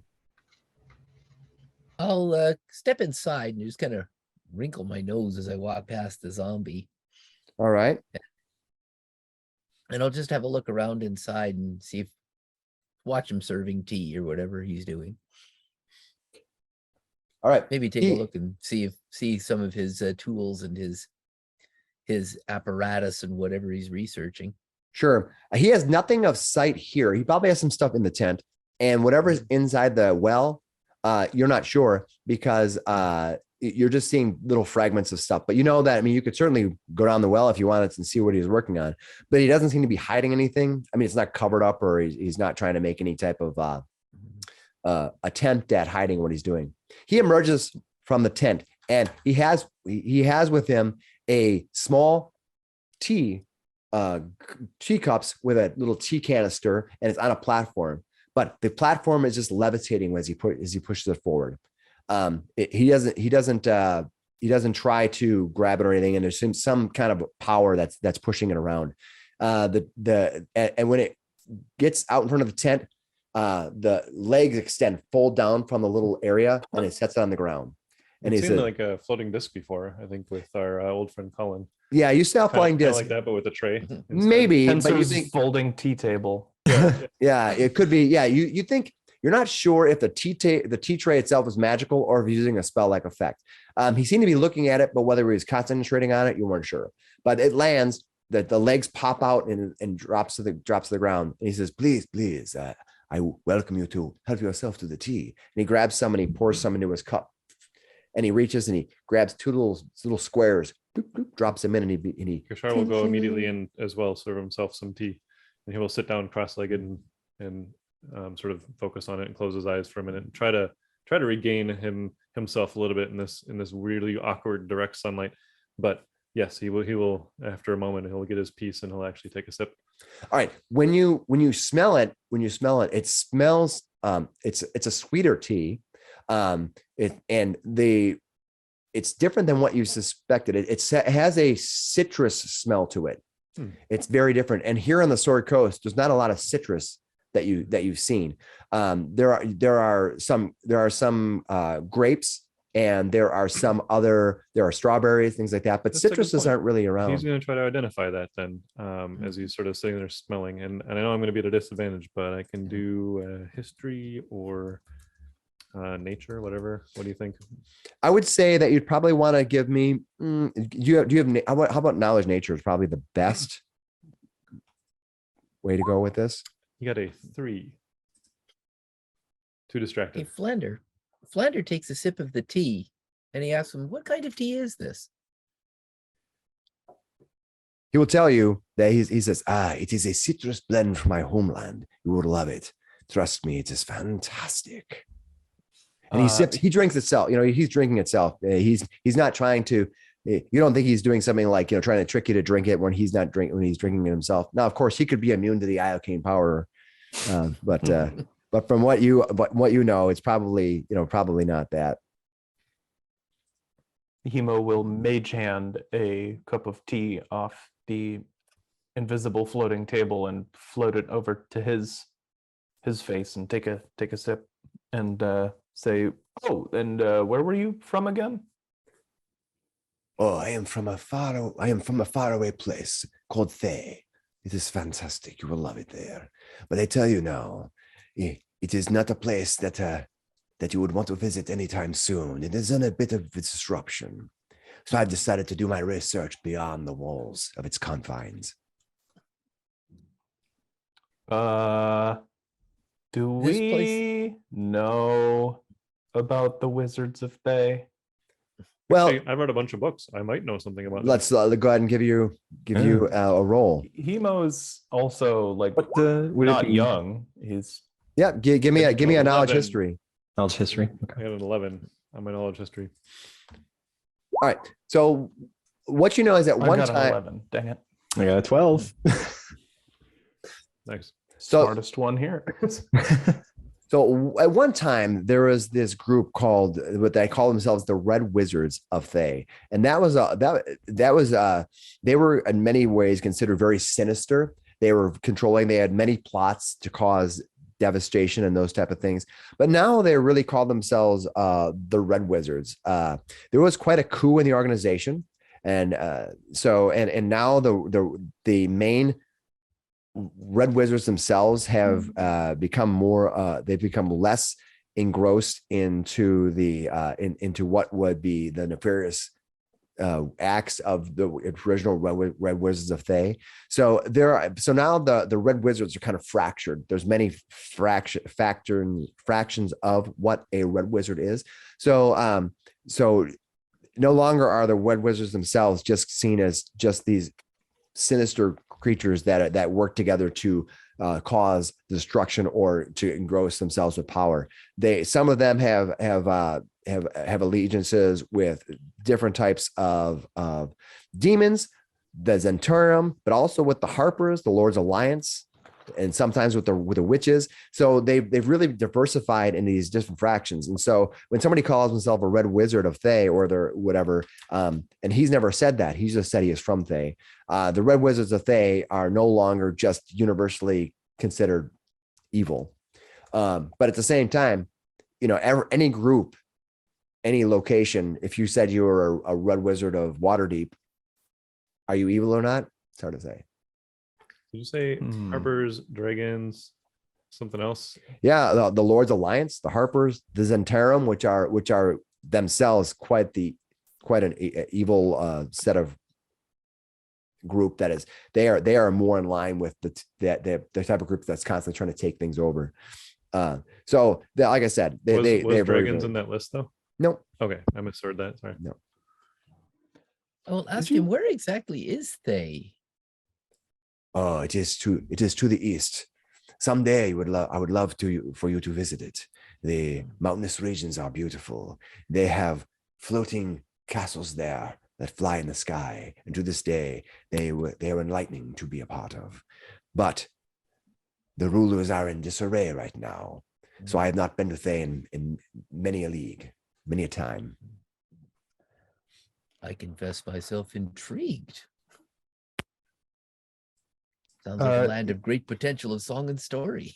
There was many songs and stories you could get from Thay. You will love it.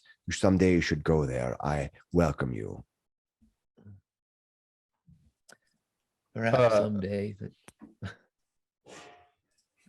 Hemo would ask, we ran into an old adventurer who said something about a well out here.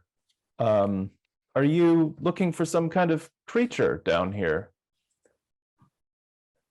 Am I looking for a creature? No. There's no creatures here. Trust me. Yeah, this old man had something about a owl something down here. Maybe he was just raving. He kind of laughs at you and he says, no, my friend, I am afraid you are misunderstand. This is the old owl well. It is the name of the fortification.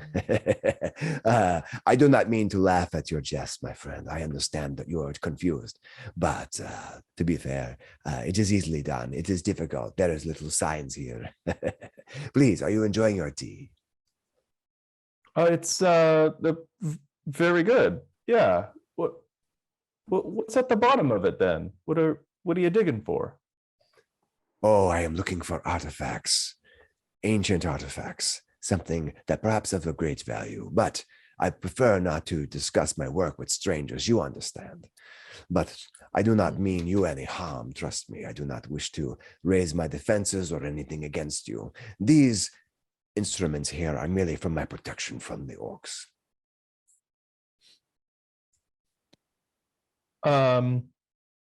I don't know. This guy, he seems a little bit like a red wizard.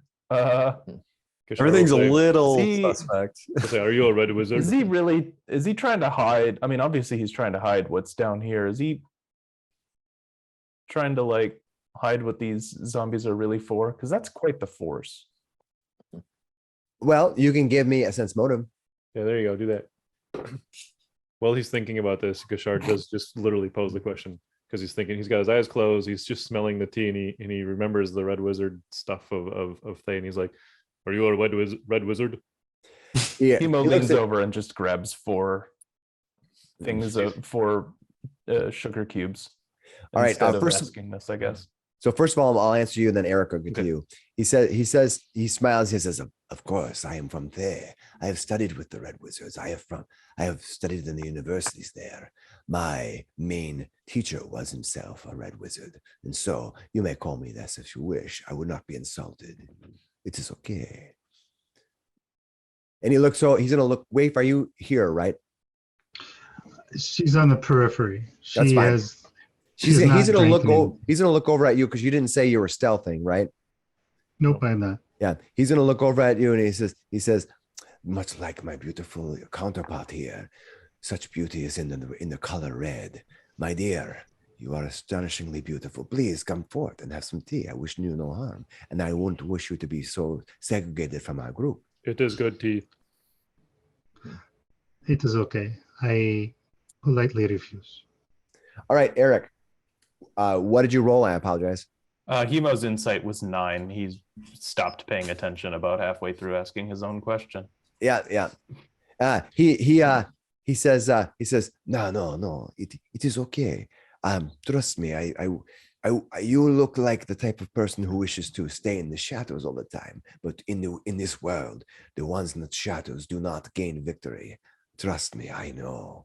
So please, I mean you no harm. And he picks up a dish and he puts one lump of sugar in it and mixes it. And he hands it to Gashar. Please take this to your friend.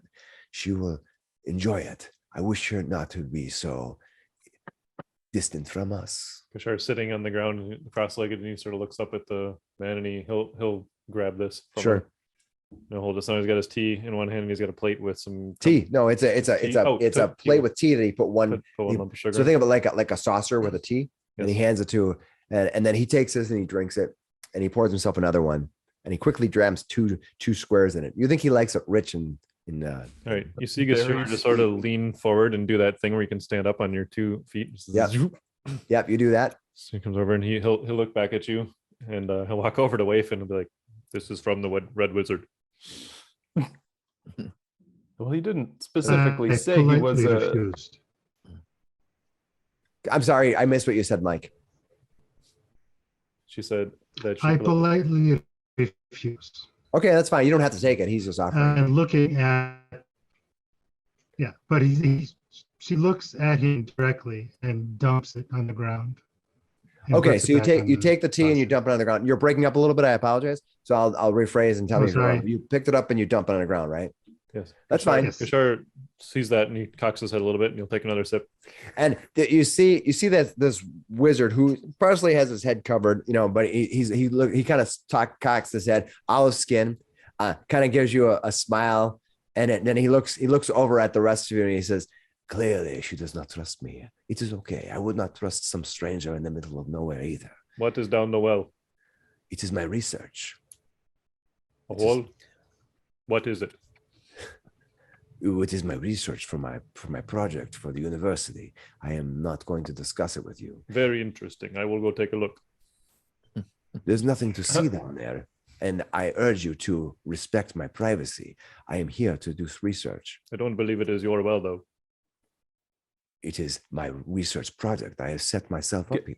Geshar, it's a ruined old well. There's not a lot of property rights out this far. He walks over and he kind of looks down it. I think we should leave. Maybe we should leave it be. But if you do have some, are you looking for work? I may have some help for you. One, of course, is I wish you to take care of the orcs. If you can do this for me, I will be gladly pay you a sum of gold. I have close to 400 pieces of gold I am able to give to you if you take care of these orc problem for me. You promise? This is a contract. I make a verbal agreement to you. That's one thing they are good at, is making contracts.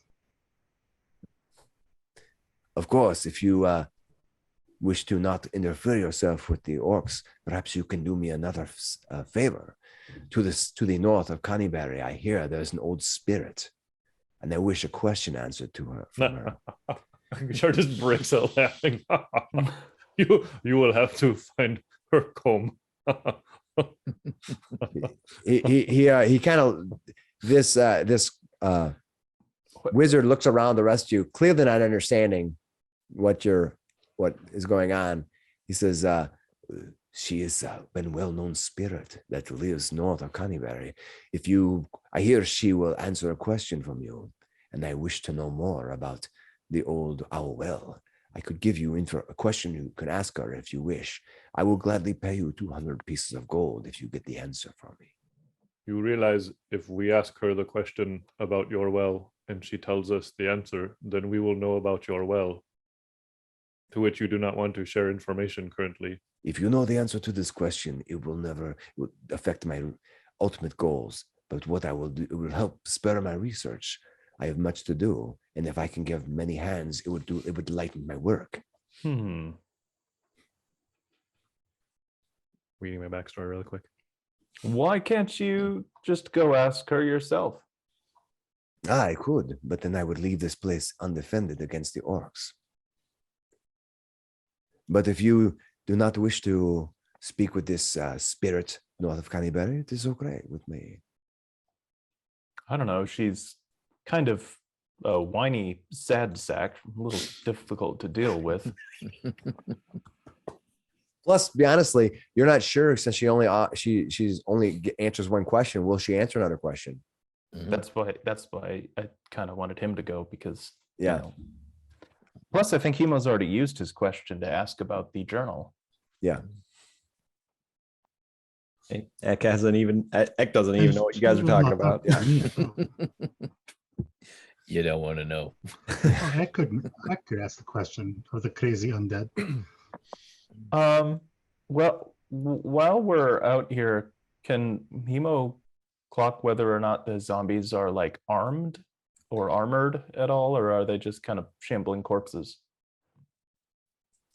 You think he's glancing around to check the combat ability of the zombies in the immediate vicinity? the zombies appear to have mostly claws they would use against you. Okay. All And right. I showed on the map where the old owl well is. Yeah. I look right back up and I say, "Are you searching for the lost mine?" Ah, you are from Phandalin. He just raises his eyebrow at him. That's all he does in He response. smiles. He says, "The Wave Echo Cave. Yes, it is legendary. No, my friends. The Wave Echo Cave is not within this well here." He laughs. He says, I admire your diligence to your friends, but there is no Wave Echo Cave within this mine or within this hole. He laughs. Yeah, sense motive. Go ahead. Anybody else who's good at sense motiving?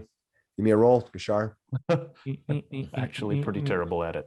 15 from Finnis standing quietly insight, observing by the well. Give me your insight. That's a 3. I got All a right. 2. Finnis, you think that he knows about Wave Echo Cave as far as the legends go. You don't think that he's indicated that you don't think he's lying at all that the site is not the Wave Echo Cave. Yeah. He when you say it, he the way he kind of reacts is sort of like you can see he's sort of amused by your confusion. You think that him being a researcher, he probably thinks very highly of his knowledge, and he Like probably assumes that most of the riffraff and peasants of the West here who exist along this Triboar Trail are probably beneath him as far as learning and education, and he's generally finds it humorous that you're fumbling for answers from him when he clearly doesn't want to give you any.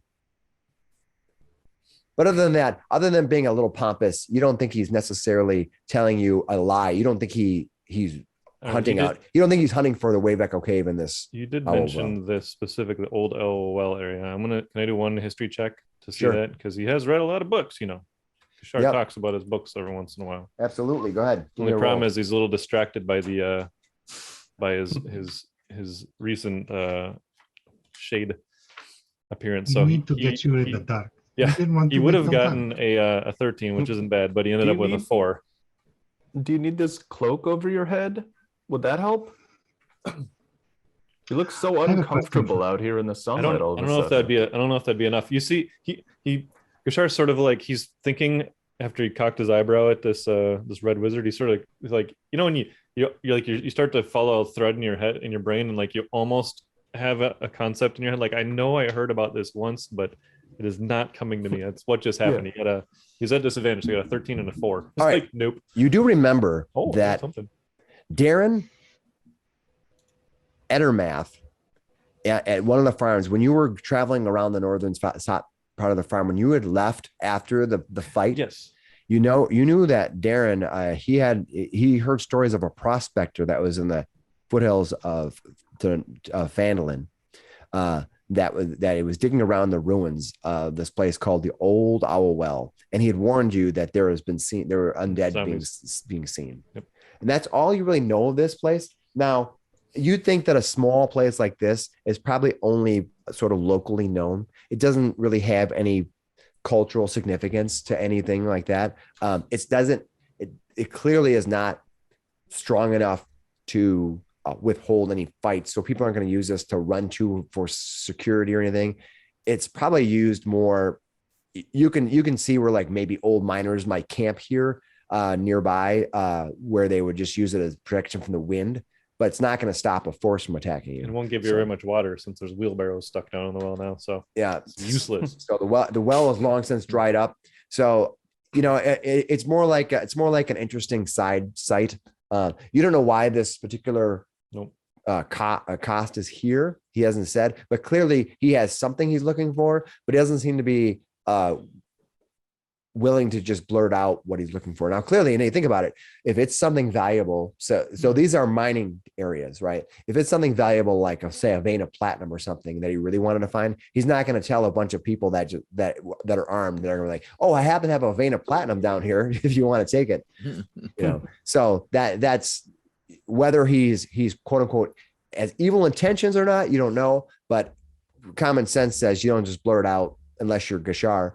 All of the things that are going on. Gashar hasn't lost too many fights in his life, so That's he doesn't true. worry about it very much. He finishes his tea and he'll hand them back or set the cup back down. He just says thank you and does a little bow, and he'll say, "I'm with you, Waif. Let us depart. If we kill those orcs, we will come back for our payment." Please do. Thank you very much. And again, my friend, and Waif, he looks over at you and kind of raises his voice and gives you a little wave. He says, "It is my pleasure to meet your acquaintance, my child. You are always welcome in my camp." She mutters something under her breath, very guttural. Okay. You don't think that he heard you.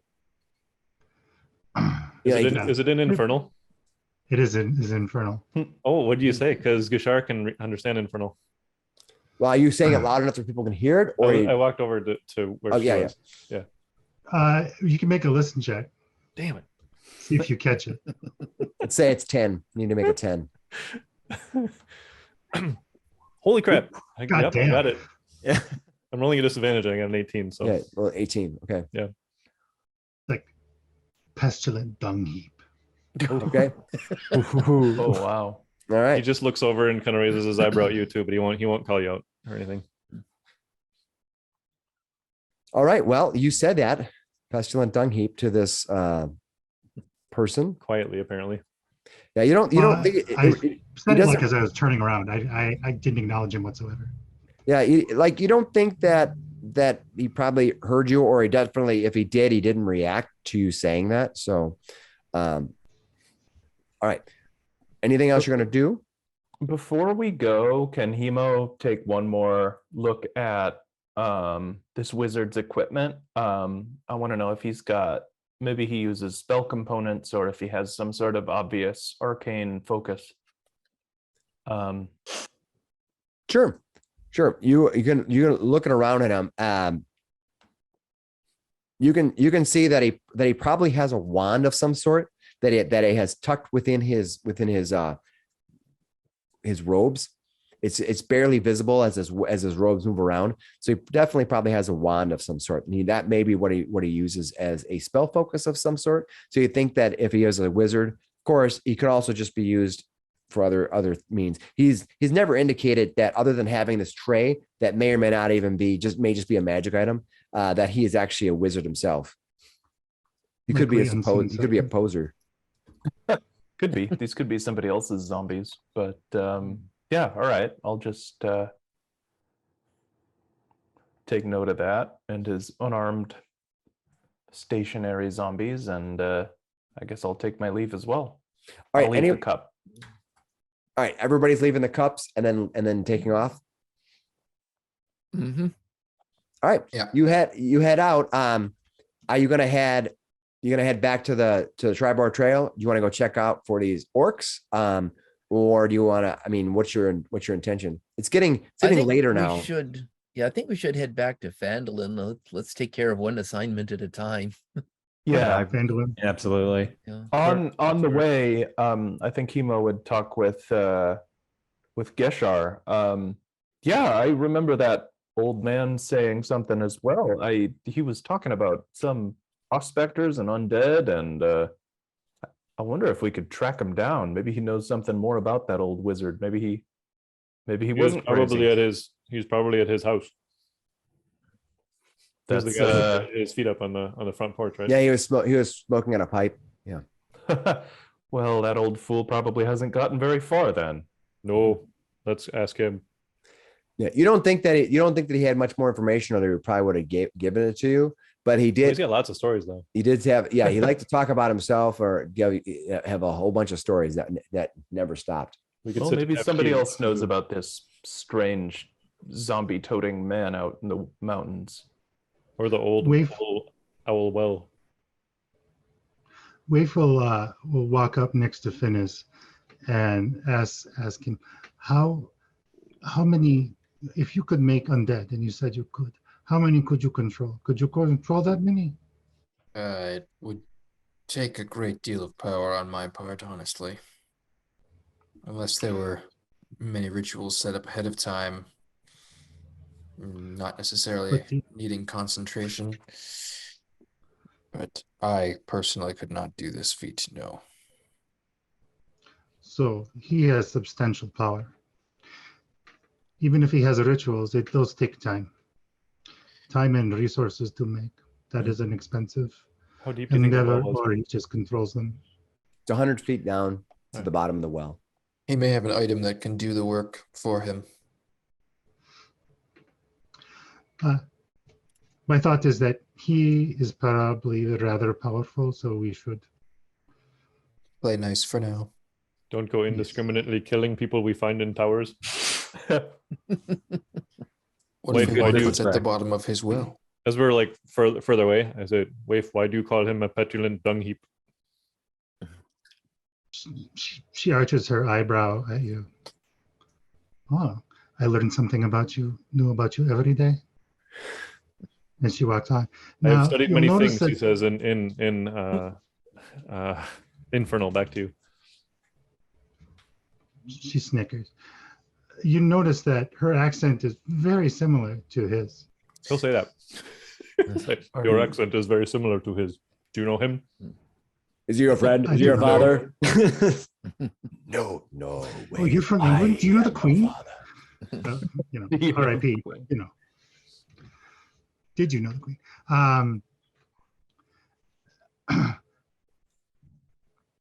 So someone asked Raif a question directly. Yes, Kishar asks you if you know him because your I do accents not know sound him. similar. Geshar, nobody recognizes that old crazy wizard out there. And it's not like I know every half elf, foreign or domestic. Well, you're from Canada, so that Don't you has a know limited everybody in scope. Canada? I think Waif's hate was palpable in the courtyard.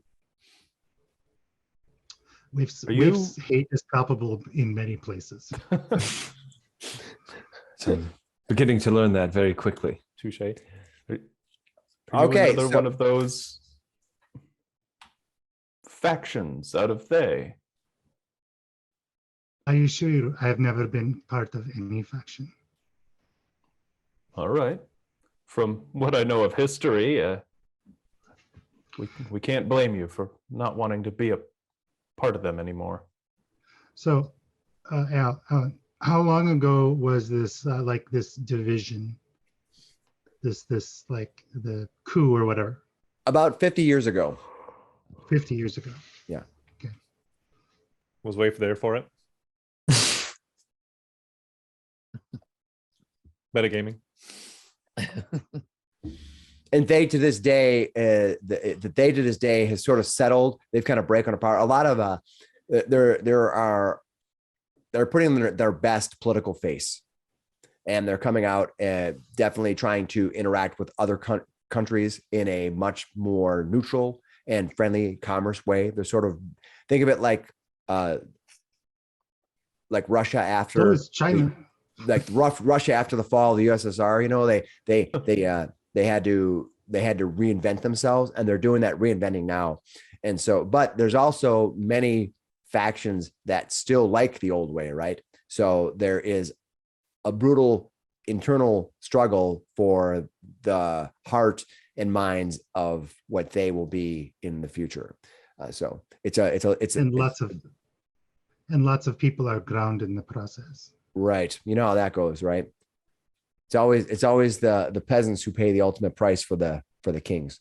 They don't Okay. have a reputation for being very humanitarian out there. No. Okay. Where you're going to head back to the road, right? Yeah, if I'm going to go hunting for orcs, I'm not going to do it for that guy. We've already been asked to by the town. All right, you emerge on the. Yes, By the by the time you time emerge you onto the overflow. road, the sun begins setting behind you. As you're walking to the west, you can see ahead of you your long shadows leading the way. The sky has grown purple, and behind you, you can see the long red bands as the sun begins to set. It's getting late. You've been traveling since early this morning. If you recall, you got up halfway between the evening to travel. So now you've been up for about 20 hours, I'm guessing, or maybe close to maybe 18, 19 hours, but it's been a long day. Yes, but it's starting to get dark now. It feels better. Yeah. All right. Of course, Ek, you're also been walking for several days, just like the rest of them. So all of you are sort of feeling the beat of the long days of walking. It can, even the most hardy warriors, you can have a great strength or a great constitution, but still, after a long day of walking, you're like, oh, I'm getting tired. I could use a few. I don't see any more battles coming at us unless this dragon comes flying over the our orcs. heads. Which Remember, I did hear orcs on the road that one time when we were sleeping in the long grasses, and then two of you almost died. I Do you mean the ones don't we recall found? that at all. But there was an orc warband heading west along this exact trail. Oh yeah, those guys. Maybe we don't stay on the trail here. Yeah, think maybe we we should get stay on off the trail. get into the tree line to make encampment if we are going to rest. Don't sleep there. And he points at the tall grasses. That's funny. All right. Are you gonna rest here on the side of the road? I think it's probably the smart option. I can take a watch. I need much less time to trance. Okay, so what watches do you guys want to take? Hemo will just stay up for the next 4 hours. You'll take the first one. Who's going to be with you? Yeah. I can. Who is that? Yeah, I'll be with him. I'll stay up in the first watch as well. And So you Flander both- just kind of okay. sits there and he's writing and writing and writing. All right, and then Eck, did you say you're going to take the first watch? I can take it first or second, Okay. whatever needs be. All right, who's going to take the second watch? I think if Hemo and Flander are taking the first, then X should take the second. Yeah. Okay, I'll take the second with you, Ek, and and then Waif will be on the last one with Finnis. Wave Okay. doesn't. take a And watch. Waif does not Flander take a also- watch. Waif just sleeps for 12 straight hours. He's like, I'm out. Still yeah. a You need to- Flander- kind of a The cheeky Flander looks sleep over at forever. Hemo. If Flander says to Hemo, he says, Hemo, I want to thank you. Yeah, for 'Cause yeah, well, when we were having that, when we were in that fight and you saw me slip up with the sword, you actually gave me some instruction on what to do with that. That's something my brothers and my father just never did. They just, anytime I flubbed anything, they just ragged on me, but they never told me how to do it properly. And you did, and I want to thank you for that. well, And I also have a little proposition. dun, dun, dun. I too have done a little bit of juggling. I have seen in some of the markets and the and festivals that I've attended that some of these guys show up and you get jugglers who juggle between each other. They throw objects between each other. oh yeah, Yeah, and definitely. Like Hemo prepares one of his acts that involves using his mage hand. Like instead of this guy out here, and he can throw a knife to his mage hand and the mage hand will throw it back, but with another person. I mean, Mhm. I used to do those kinds of performances with my mentor all the time. yes, because I'm sure I could pick that up too, and it would make for great show. It could. Can you juggle daggers? Hemo goes to his belt and draws like 5 of the hand-picked daggers he's kept around. Those 5 fully vorpal daggers you have. Nice. Yeah, these are sharp. I mean, they're fighting daggers, but maybe Yeah. we should just start with one of these. Try to Mm. catch it by the handle. Yes. He says. Watch as "Catch it this." spins. And he'll I think just start with the very basics of like how to juggle a knife. Now try it while singing. Oh, I don't. That would be No, do it. Let's take it one no, step that at would a be time. very confusing. Do it. Do it. That would throw off the whole rhythm of the thing. Sing with rhythm. Yes, and Okay. let's make lots of noise in the middle of the night when we're trying to avoid people coming There's up. on lights us. flying around. Kashar's chanting at him. All right, with that, I want everybody who is not juggling right now to give me a spot roll, please. Is it dark? It is dark. Give me a perception, please. 19. 12. 6. 10. What'd you get, Eck? 12. Okay, thank you. So Finnis got a 19, you said, right? Mm-hmm. Finnis, as these guys are having their conversation and you're kind of getting ready for bed, and you're more or less kind of like trying to lighten up the mood after a sort of a long day. You went all the way up the hillside and you came all the way back down, and you had this confrontation in the morning. You can see walking out in the middle of the road, just at the very fringe edge of your dark vision, which I believe, what is your dark? Is it 60 feet? Yes. Yeah. The very fringe edge, you can just see the silhouetted shadow of a humanoid standing there. He walks out from the darkness.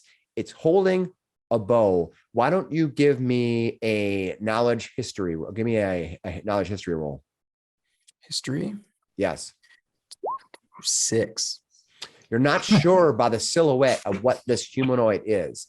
It looks a little bit bulky, but it's definitely tall, probably close to 6 feet, you're guessing, but it's Probably a tall zombie. So, but it's standing there holding a bow and it tilts its head at you, and you can barely see it. It's clearly covered up with a coif. And So is it got a cowl just across holding its the bow, or is it just holding its bow with the aiming bow it? down and up, but it's definitely strung, and he's standing there with the bow in his hand. He's just standing there watching you, the juggler's trying to juggle. You think he's trying to figure you out? Like he's trying to figure out what's going Aren't on. we He's all? probably trying to judge who you are, right? Finnis will stand up, put his hand on his hammer, and just Alright. like swinging from his hip, and he'll go, "Can we help you, friend?" Over in that direction. You're gonna yell out. Mm-hmm. All right. What you hear is a voice. It's a gruff, deep, guttural voice, but it is in common, and it calls back, and it says, "Have you seen the sightings of the beast on the road?" We've heard tell. Can the rest of us hear this?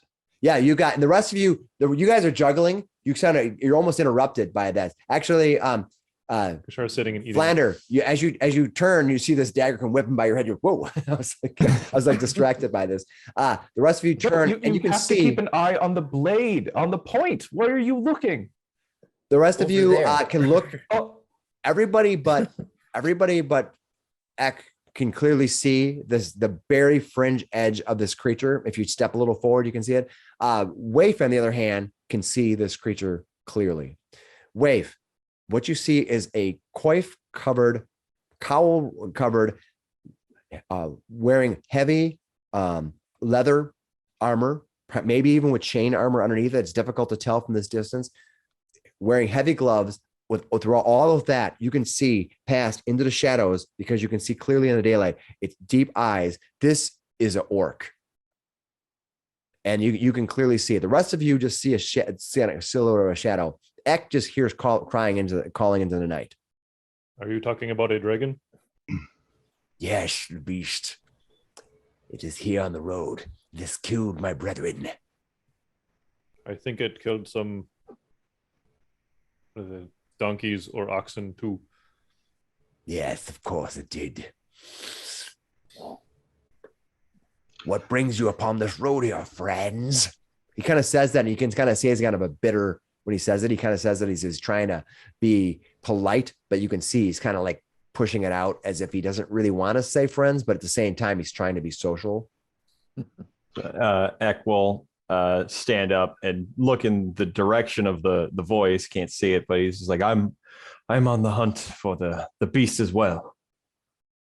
oh, He looks at you, and he kind of tilts his head, and he kind of examines you, and he goes, "Protector from Triboar, I recognize your armor." Yes, that is where I'm from. "I will come into your camp. Keep your weapons down." Maybe you can hear the footsteps of somebody approaching. The rest of you can see.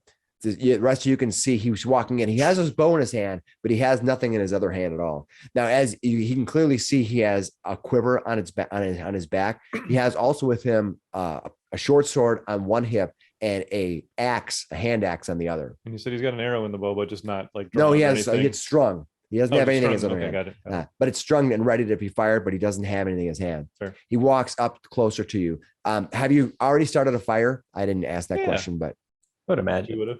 I would assume so. Yeah. Yeah. So as he gets within the firelight, he gets crosses that 40-foot breach into the lowest light. The rest of you can see him. His armor that he's wearing is definitely some kind of a chainmail armor, but it's under this heavy burden of cloth. He's well wrapped up. His hands are wrapped up. Everything is tight against his body, leaving no room for it to get snagged or anything like that. You can barely see his eyes as he walks in. And he says, "I am searching for signs of this creature." And he walks up. He gets about 30 feet from the group, and he doesn't seem like he wants to get any closer. Because remember, it's just one of him. Now, of course, in the distance, you may be surrounded by a horde of orcs that you're not hearing, but he just seems to be by himself. oh. He says, "I am Dead Neg." Dead neg. An orc. So Waif will position herself in between. What's his name again? Dead neg. Degneg. Nutmeg? Yeah. He says, I am from the Many Arrows tribe. But she sits down, like, Indian style or Sure. cross-legged He already style. is. He's Yeah, just you in mean front of- your arms, you're crossed your legs and sits down. Okay, yep. I think Ek would probably walk up and try to be the first person in between Degneg and the rest of the group. And All right. You're gonna walk kind of in front of Waif then. Mhm. Okay. She's looking up at you as you're standing in front of her, sitting on the ground. What are you doing? Bashar is also seated at the fire cross-legged, and he's just looking back at everybody like, what's happening? All right. You guys approach and you get within 10 feet of him. This orc is standing there, and you can just tell it's kind of this kind of like body that most likely is a male orc. It's standing there, and he just kind of, as you sit down and sit and you approach, he doesn't seem to back up or anything, but he kind of tilts his head. He's kind of measuring you. Wait, Mhm. what was the okay, at the back in Connieberry town where we just were coming from? Wow, the Lion Shield coster. Okay, Yeah, in Phandalin. there was a lady, and she had a friend who startled us one morning. Was he Yeah. also an orc? That was an ogre. An ogre. Thank That you. ogre was Phew. like 9 to 10 feet tall. Yeah, massive dude. Gigantic Okay, and so this is the massive. first time I think that we've encountered an orc on our travels here. That you've seen Yeah. up this close. Now you've actually I you heard them, saw the yeah. orcs walking through the driving through And the we've heard Triboar problems, Trail, of right? course. Yeah. But I'm here. He Okay. has offered us no violence. Yeah. Oh, Let him sit. We will parlay. You have info. We have info. Let us trade. are you part of a? Are there many arrows out here hunting the beast with you? He looks at you and he says, we just want to know where it is so that we can avoid it. That has caused destruction of some of our friends here recently on this road. That is generally the best way to deal with dragons. We have made Where did Yeah, made our we way. see? what was that? Where did we see those frozen? I suppose we know they're dragon victims now. Where did we see those along the road? About a on half a down. day down the road, Further west from where we are. further in the west. Yeah. And we heard that there was trouble further east too, right? Yeah. Yeah. You heard that from Ek. He was telling you that Triboar has had some issues with this dragon. Would they, within the time frame, would they have seen those frozen victims before I saw the dragon heading towards Phandalin, or was it after? Or Well, you can ask the group when they saw these victims, and so feel free to. And so you guys can answer him. He's going to ask you when did you see this? yeah, so when For you, it would have been 2 days ago. Okay. When did you see those victims? Was it yesterday or was it the day The day before? before. I I'm believe it looking was the through my day before. notes. Yeah, I believe it was 2 days ago. If we're wrong, let us know in the comments. Sounds for right. game terms, sometimes it's hard to remember every day.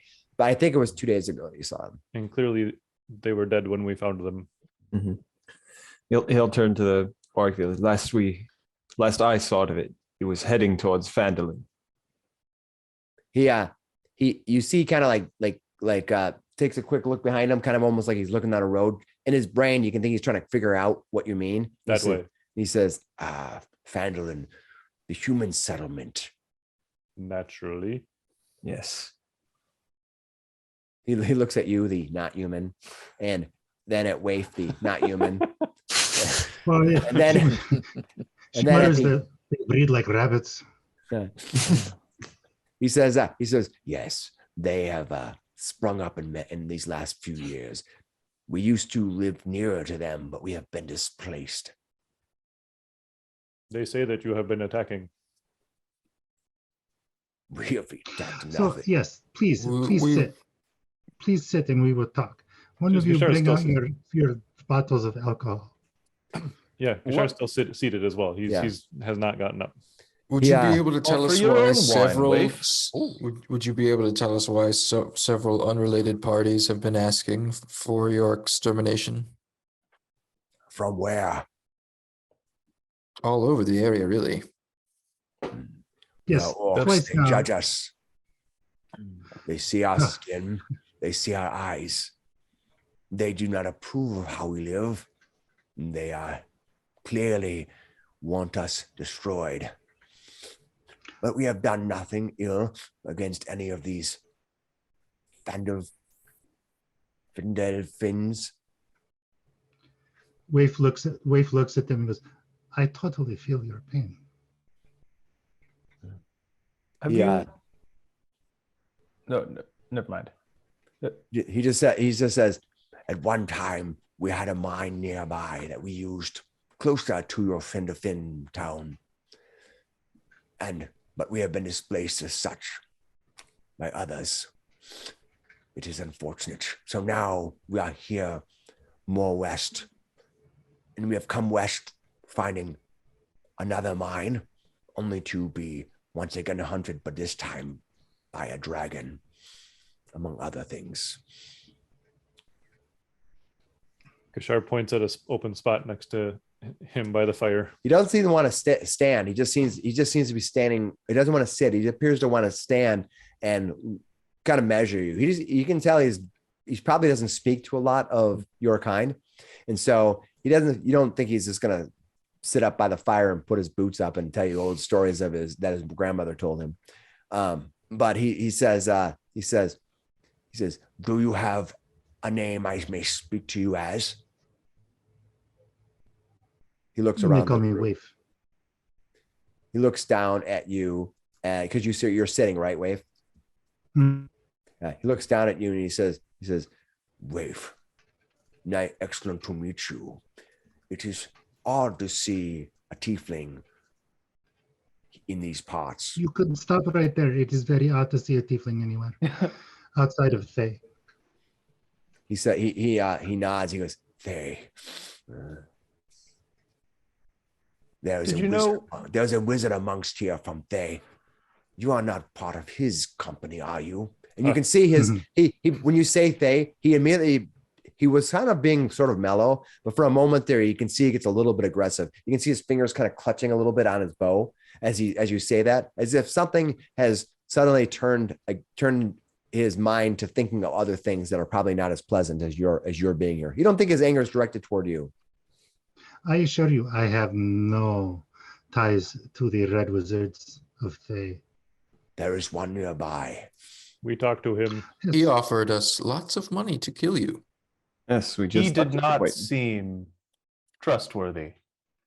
He didn't seem like he wasn't as open as you are. You've I come agree. to us hunting a dragon, and there's truth in that. He says This guy was not. He says the old records of many arrow. They speak of the town. They speak of the towns and villages here. Perhaps this one well he is on may be a site of old that was talked about of ages past, of an arcane and difficult battle. We believe it might have been that place. We did not want this red wizard there, but he has many defenses, and there's not much we can do about it. The zombies. Yes, you have seen them. I looked at them in the Yes. eye. We were even within his encampment. And so we cannot approach him. I also do not trust him. I wanted to climb down his well and explore. Those wizards, the red wizards, they are not to be trusted.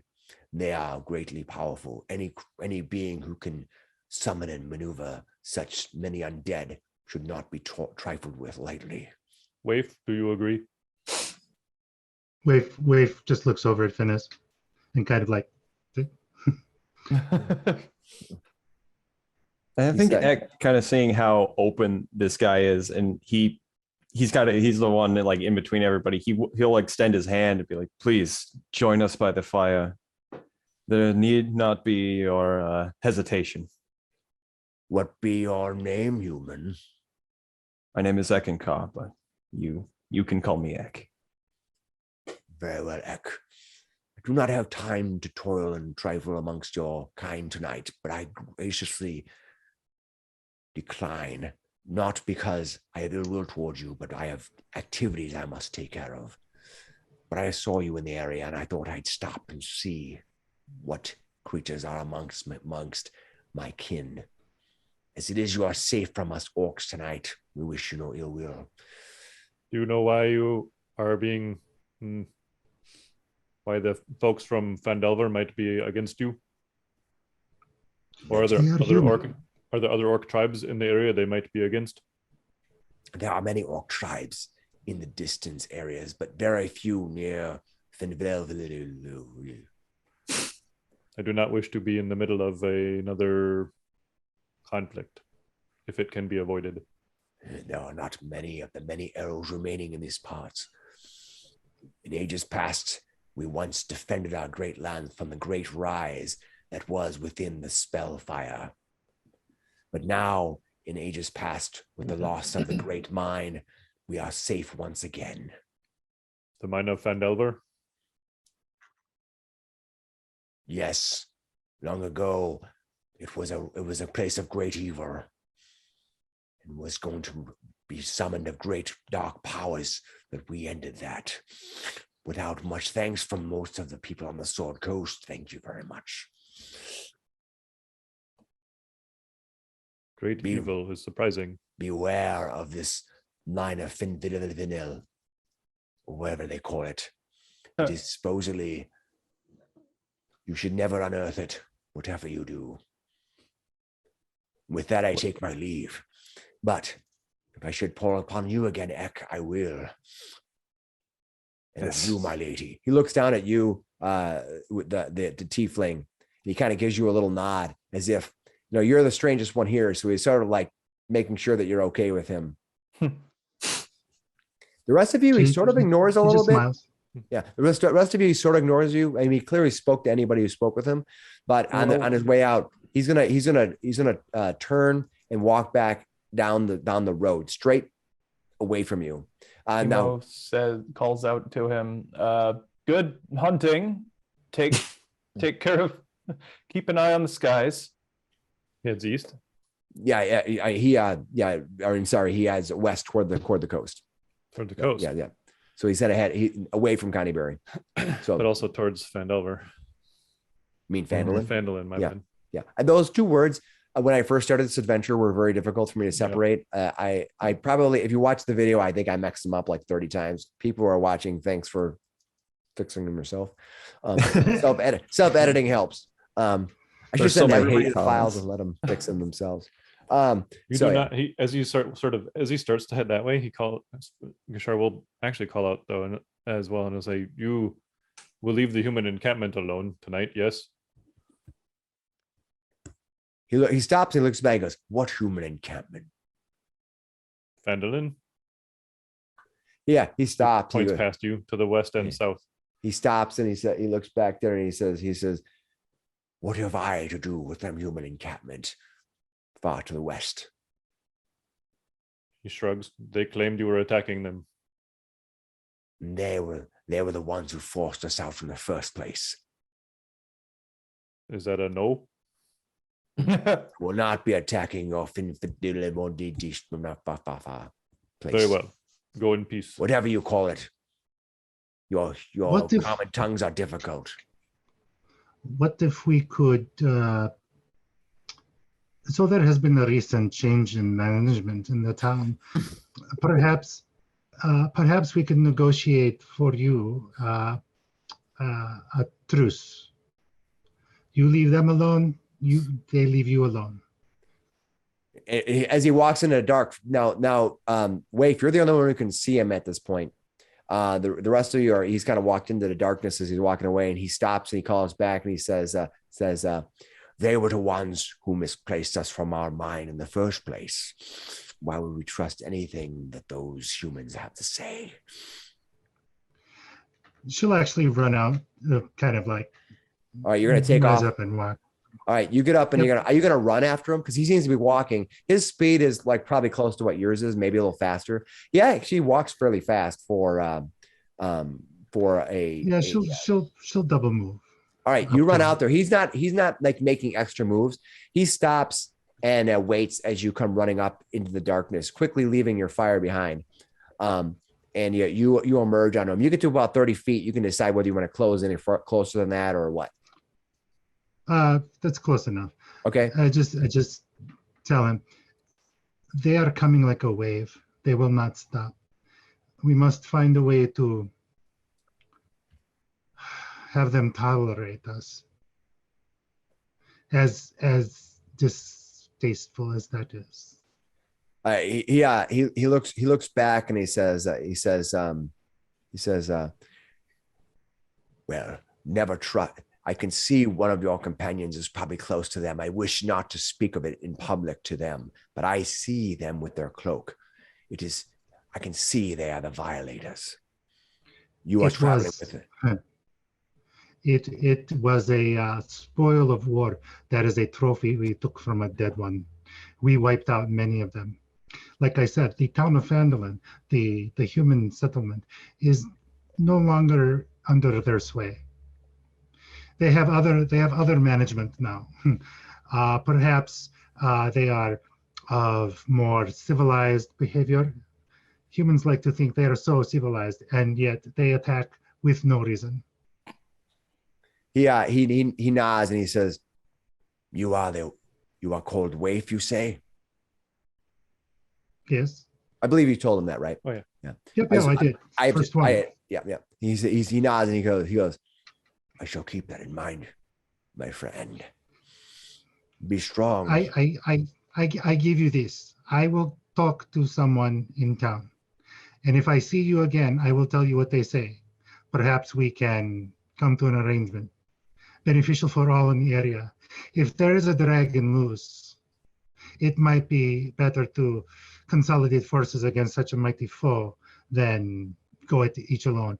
We found a cart with two of your brethren out in the wilds. Yes, we are aware. He says, he looks down and goes, until our homeland is reclaimed, I'm not sure we can trust any of them. We have our own minds that belongs to us. They took it from us. Vile creatures, all of them. How dare the were creatures do such a thing? And he turns and he runs into the darkness. Pretty good. She comes back to the fire. Forgot about the red cloak. That's pretty solid. You didn't just kill him, did you? I only kill those that deserve killing. Okay, so he disappears into the dark, and I'm assuming you're not going to pursue him after he runs off. No. Nope, I come right. back to the camp. No, All right. Hemo just wants to make sure that Still that among waif them. didn't, do a little snip as she is Prone to do? prone to doing. But you'd probably would Why have would I do heard. that? He's offered me no violence You would whatsoever. have probably heard the sonic blast of of her shooting her blast at him. So, but no, You're just a hard one to predict, waif. Kashar continues to sit by the fire, having his nightly rations. Did he say were creatures? Yes. So there's he's, undead and who's were got the- creatures on top of all this. And I've who's not got the heard red of that cloak? Is that problem out Finnis? here. I believe that it was Eric. I believe Hemo was wearing the red cloak. Yes, Hemo is. Finnis And is I also don't- wearing a red cloak. And both of you Yeah, guys and I said, don't yeah. think, Kashar looks at you two and he says, I think he was suspicious of you. I don't blame him. Oh, what? Because of this? Yes. Is there a symbol on this cloak? You look at it; it doesn't appear to have any symbol on it as it is. It also doesn't have the nice gold stitching that the red wizard had. No, his cloak. That if you want to call him, he never said he was a red wizard. He just said he was a wizard from Thay, and he was wearing a cloak that was Kinda red. Said he was he He worked did with say them. he studied with them. He did, right, Uh, right. Like There's he an said he had implication. teachers and stuff for that. But his cloak, think of his cloak, like think of these cloaks. The ones you're wearing now are like this darker, deeper red. Like not to say that it's sinister, but more like a blood red color, like a darker, richer red. The cloak he was wearing, that wizard was wearing, was more like a silk or satin, like a bright red, like a almost like a royal red, regal red. So not to say that they are not the same thing. They both could be part of the same. They can all be in a scam together or whatever. But their colors. It's not like somebody was making cloaks off the same spool and just. So Yeah, no. But definitely don't trust anyone in a red cloak. Got it. What? I personally thought that there was a cool look for their gang. And you wanted to join. It's Got it. no, they had a good look is all. And it helped with the skeletons. Got it. And the copyright seems to have been freed up as of late. So, but if you want me to take it off, I'll have to find another cloak. I keep mine in my backpack. He still has his red cloak too. He shows For you. now, in the this thing is kind of warm. Yes, He sit by the he fire. wraps it around himself. I mean, it is a good cloak. That's not bad. I mean, they're not old. They're new. Maybe Not great though. Hemo's got a disguise kit, and he sleeps 4 hours less than everybody else. Could he like sew something on there? So this is not red cloak, not red brand. I don't know, just something to Do you have personalize it. Maybe he'll do that another night. Do you have any skills or any type of material for sewing or for seamstress or anything like that? I mean, he's proficient in his disguise kit. I guess I think the disguise kit is maybe more makeup stuff. yeah, you can look I'll have at to look it up. it, for instance, like a disguise kit can help, but I think you'd want to have a change of clothes. If you think of like Sherlock Holmes movie that was out a couple of years ago, where he put dirt on his face and he put a little thing on his nose to make it look funny, and he grabbed it, he took his hat and he flipped it upside down and he used that he kind of walked funny and he had a funny voice. That's it's performed. cosmetics, hair dye, and small props. So I guess not. Right. So that's the kind of things he could do. Like so Sherlock Holmes in that movie, he made himself look so he could follow somebody. And he actually walked up and he interacted with somebody, but he was wearing a disguise. That's a disguise that would be so that people didn't recognize you, but it wouldn't be able to do something like change your red cloak to look not like a red cloak. I do have a bottle of black ink and a quill. You may write something on it if you wish. Don't use all the ink though. You can always take the seamstress feat next level. Well, there's Right. probably a toolkit somewhere that you could get. And Weaver's Kit. taking proficiency in tool use, it can add some, like, for instance, you can, if there's not one that will help you be a seamstress or sewing, we could make one up too. So Yeah, I think that no, I think tools are underutilized. So I'm trying to help, make them more important. Yeah. For now, Hemo will just note that people are suspicious of the red cloak, but he'll keep wearing it well out here. I'm Sure. not suspicious, but I note that other people are suspicious of you. Yeah, I guess not everybody knows what we did to the red brand. Not unless you tell them. I It was 2 days ago. You should make a sign. Doesn't travel that fast. Don't think Perhaps it's I gotten should to just, YouTube yet. Well, perhaps I it, should just write on it. We killed it's the been- red brands and took all we got were these stupid cloaks. it's been 4 or 5 days because it was 2 days to travel here and then 1 to backtrack and then 2 up. So it's been maybe almost 6 days now. Well, I'm done eating. I'm Roughly. going to go to sleep now. Good night. All right. You make it through the night without incident. There you wake up on the road at the end of the watches.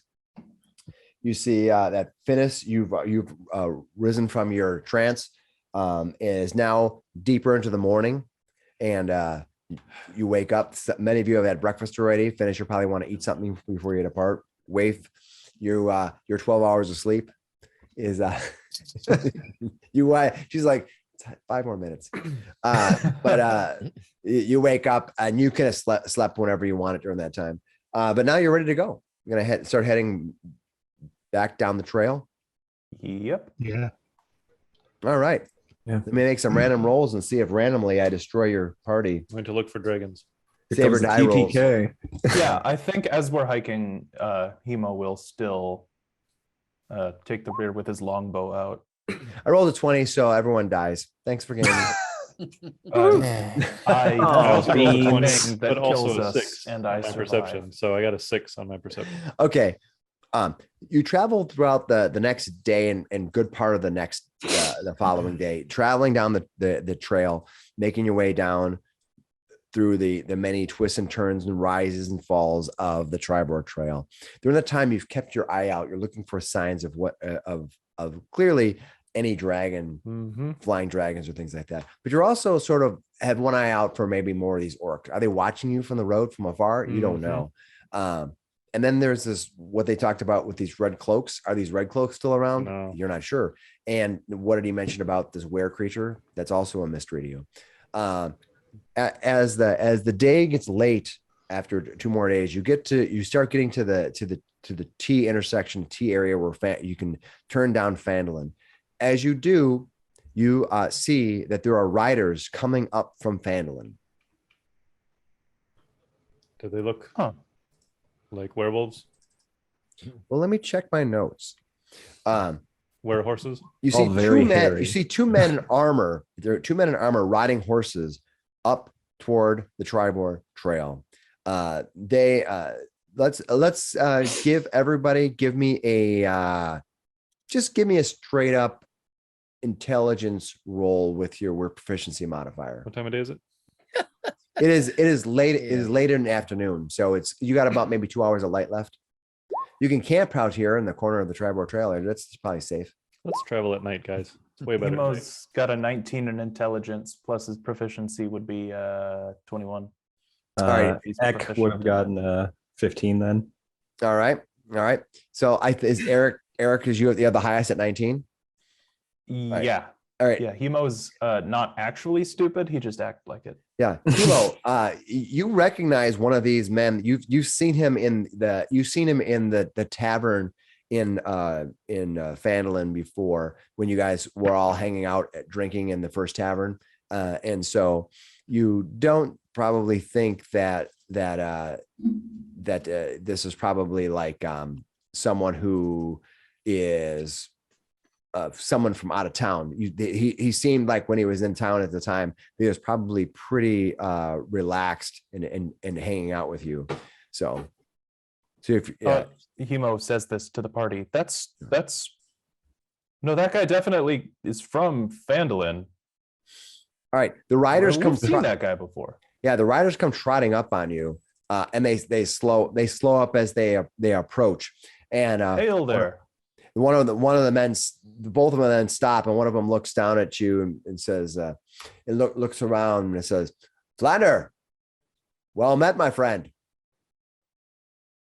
Hello. He's popular in town. He's well spoken, this one. They seem to ignore you. Flander, my friend, we saw you approaching on the road. We are heading north. We have messages to take to Neverwinter. How goes your travels? I have not seen you in town for several days. We have been off on an assignment for Gariel. Ah, yes. The Lady of Timora. Yes, we saw her in town just this afternoon. But we are bringing messages now north. The town is a little bit in chaos, as you might imagine. But be warned that for whatever reason, after the trial, the town master has been released and returned to duty. And you see the other one looks at this, kind of shakes his head and looks down like, I can't believe that town master is back in charge. And the first one says, well, it is all right. It's politics and something I wish not to get into. Says, but Flander, when I return back to town, I hope to catch another one of your stories. He says, I have a couple Tramor. of new ones. He says, Tramor Thiel. He reaches his hand out to kind of down on his horse. He kind of leans over to shake your hand. Okay, and I will shake his hand. Sure, I'll walk up right behind Flander and look at this guy and just watch and just like examining. He stares up at him and see if he's got any sharp, pointy extra teeth. Like a werewolf would have. Okay, go ahead and give me a perception roll. Yes, it's bright out though, so he gets a 3. All right, you look up and you No. see that he is. You're squinting and you see that he has eyes and a nose and a mouth. All right. The rider sits back and he says, oh, we're heading north to Neverwinter. If you wish to add a letter to the bin before we leave, we'd gladly wait for you to pen something. I'll do it. I'll take it for free, my friend. Well, I look around to the party. Do we have anything to say to Neverwinter? I know no one in Neverwinter. No, just what news do you bring to Neverwinter? We are working with Sister Gariel, and we've got a bunch of urgent information for her, and we'd hate to send bad information. Maybe we could. Theo taps the satchel kind of on his hip of his horse. It looks pretty full when he touches it, and he says messages of my friend that are sent from people to people. That's all I know, and I don't ask more questions than that. That's the job of a messenger. We met this guy at like a tavern, right? So we Yeah, don't know he- what well- it was he did. Yeah, he was at the tavern at the Stonehill Inn, if you remember, when Flander gave a great oratory performance where he sang and danced and had a jovial time. So he clearly remembers Flander from then. You don't remember if he was in town when you guys had the fight outside of the stone giant, or the sleeping giant. So you don't remember if you saw his face or not, but there's a lot of town people around. So, and it's difficult to see. I would like to send a letter to Gundren, but I don't know if you will find him. He says, well, just give the address for where his home is, and I'll drop it at the message offices in Neverwinter.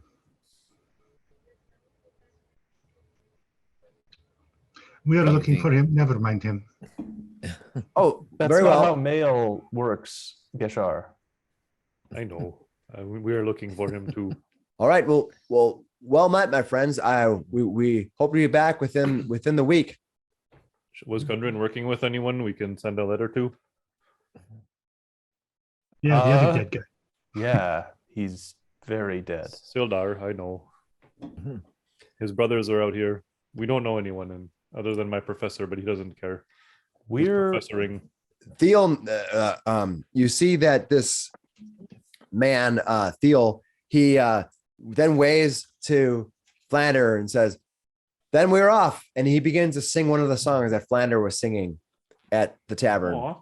And the other one begins joining in, and they sing very badly, very much out of key, and they are having the greatest time doing it. You see their horses And wag off in the distance, kind of their horse tails flipping around. Who let Pretty the good. orcs out? Flander, you shakes his head seem a little bit. to be quite the Fans will popular take man. see, All right. Oh, if you see any orcs, don't attack them. Nice. All right, you're going to head back into Phandalin. You get to Phandalin. It is well past dark when you get into Phandalin, and again, the Phandalin is pretty quiet at night. But you do see several of the observers, the people walking around with the lanterns. Hemo they have removes lanterns. his red brand cloak after they've discussed discussed how it looks. He'll take his cloak off and Bad show it. optics. Yeah. All right, Finnis, are you probably wearing the color of red? Yeah, we're gonna take it over and change what it means. All right. Taking it back. Yeah. Taking it back. Are you They don't going own to red cloaks. Are you going to explain that to the town master who is back out now? I'm gonna smash his head in with a hammer. All right. Yeah, but they did own that specific red cloak. Just to be clear. The good thing about Finnis is that he's like really, really good, easygoing. That's why I like. Easy going. Yeah, he's the He chill kind just of, likes murder, but it's chill murder. and he doesn't have a home. So being in the Up murder until hobo that people he lie is, to me and waste my time. And Okay. it's no more easy going. you enter into town. As you do, your horse, or you're walking in slowly enough that one of the townsmen, who are probably one of the guards, kind of walks up and holds his lantern up. Is it dark now? It is dark now. He's walking up and seeing you, and he sees you kind of coming there. He immediately recognizes your group, and he smiles and says, "Hello there, friends. Welcome. It's late, but Stone Hill is still serving drinks, plenty of it. They should be open for another few hours." Sounds good to me. He kind of steps aside and waves to you, and kind of gives you a quick once over, more or less out of curiosity and anything else, and then begins walking past you. Shar kind of looks at him weirdly and says, "Is everything okay?" He looks at you and he says, he kind of smiles. He says, "Everything's fine. Why?" Looks around. The town Free and master, the strong, your dragons, the town orcs, master? the undead. He looks at you and he says, "Why? What was wrong with the town master?" "Purely a misunderstanding, my friend. Don't worry about it." He looks at Insight his check. teeth too. Yeah, insight over there, and I'm checking his teeth. I want to know if he's been persuaded to say so at any point. I got a 17. 14. All right. You don't see any pointed teeth. Yeah. And Finnis, you think that he honestly seems like he's good with the town master. Freaking silver tongue, young, old, fat town master. I say we pay him a visit. Yeah, certainly that. Surely, where did we the can red interrupt brand a little go? after hours. It's fine. All right. Let me bring up the map Yeah. of Phandalin. Perhaps. All right. So now you can see you are in the town of Phandalin. You are coming down the trail, obviously from the north. Let me put my little marker up so I can actually do it. Boom. There you go. Yep. So Barthen's Provisions has been long since closed. You can see the smithy is all boarded up all around him. Probably in bed. He'll be waking up in a few hours to be in his work. Oh, closed, not like actual boards on windows or anything. Well, the smithy, if you recall, what happens is every morning they take all the walls down, all the wood planks come down, and they work, and they use the ventilation from all around them to vent and also to use as flumes. And then at the end of their workday, they literally board up. They put the boards all around them and close themselves up. And there's just one little small door area, but everything else is just around them. So they literally are boarded up at night. All right. Where are you guys gonna go? I mean, I do enjoy the idea of Finnis's, but I think we should get some information from Garia. Let's give our information, and then we will get her read on what's going on in the town. That was very strange. Yes, Okay, I agree with Leif. All right, Yeah. you're going to make your way towards Sister Gariel's home. All right, clearly not a difficult Mark task. that on the calendar. Yeah, clearly not a difficult task, as you know. You come around here and you're going to go. All right, you walk around the Shrine of Luck. You can see that there's a few more coins in there. You see a couple silver in here actually as you walk by, just out of curiosity looking. It's been mostly cleaned up. So all of the previous foods that have been maybe put in place are mostly gone now. You see one fresh little bin of vegetables there, but for the most part, it's fairly clean. And you can walk up to Sister Gariel's home. Who's walking up to knock? Hemo will go up and knock. First, he's going to toss a couple of copper in the Shrine of Luck. Sure. All right, you walk up and knock, and it takes a moment before anybody answers. And at first, you think maybe there's nobody there, but then the door pulls open, and you can see Sister Gariel. She is clearly wrapping a robe around her, kind of tightening it up as she opens the door, and she kind of rubbing her eyes, and she opens her eyes, and she suddenly smiles, and she says, "Hemo, you're back. and she kind of goes, she steps forward and begins to shake your hand, and then suddenly looks past you and sees some stranger, and she's like, oh, so she kind of like tucks her, she kind of closes her robe a little bit and tucks, and she looks past you and says, sir, Oh, how may the Lady of Luck serve you? oh, this is Eck, a Paladin of Ilmater, and he's here with some news for Phandalin. He's with us. Yes. Hello, I was sent by the Lord Protector Shendrel from Triboar. A dragon sighting. You see that she immediately knows that she recognizes who this is. She says, well met, friend, servant of Ilmater. How is the House of the Golden Cup? He's quite well in the House of the Golden Cup. I see my company has found a shrine to Ilmater earlier yesterday. Things are going quite well. Excellent. My friends, well, I would appreciate a second with Sister Gariel alone, if that might be okay. Yes, of course. Please. She kind of like almost shoos you like suddenly something important has arrived. But she kind of does that. But then she's gonna look at you, Hemo, and she kind of mouths to herself. She mouths to you like silently. She's in her mouth. Her mouth motion asks you, "Did you find it?" Hemo goes, yeah, Eck, go ahead. Gariel, we just whenever you're ready, we have good news from Connieberry. You see this big smile on her face. Like it's very, very, she doesn't have a poker face. It's this big smile on her face, and she grins, and then she kind of watches you. Where are you guys gonna go? What are you guys gonna do? Kishore will sit. I would still not play cards with her. All right. He just kind of leans back against the shrine, which is like what? We heard the Stonehill's still open. I assume the Sleeping Giant's very, very closed for business. Maybe we'll get a room there and catch you in the morning. Or you can just come back in a few minutes. No, this shouldn't take long. She's looking at you like you don't think she wants to, like when she saw you, she doesn't want to wait to hear it. She's okay. Just stand off to the side. Sit over here. Look, it's a good spot. Yeah. So you go over back to the shrine, and when you are safely away, Sister Gariel again, she kind of like tucks her hair a little bit from you can tell she was probably sleeping, and she says, good sir of the Golden Cup, please, I am your servant, as I am the servant of the Lord Protectorate. How may I help you? That's, as I said before, I was sent by Lord Protector Shendrel regarding the dragon, but dragon?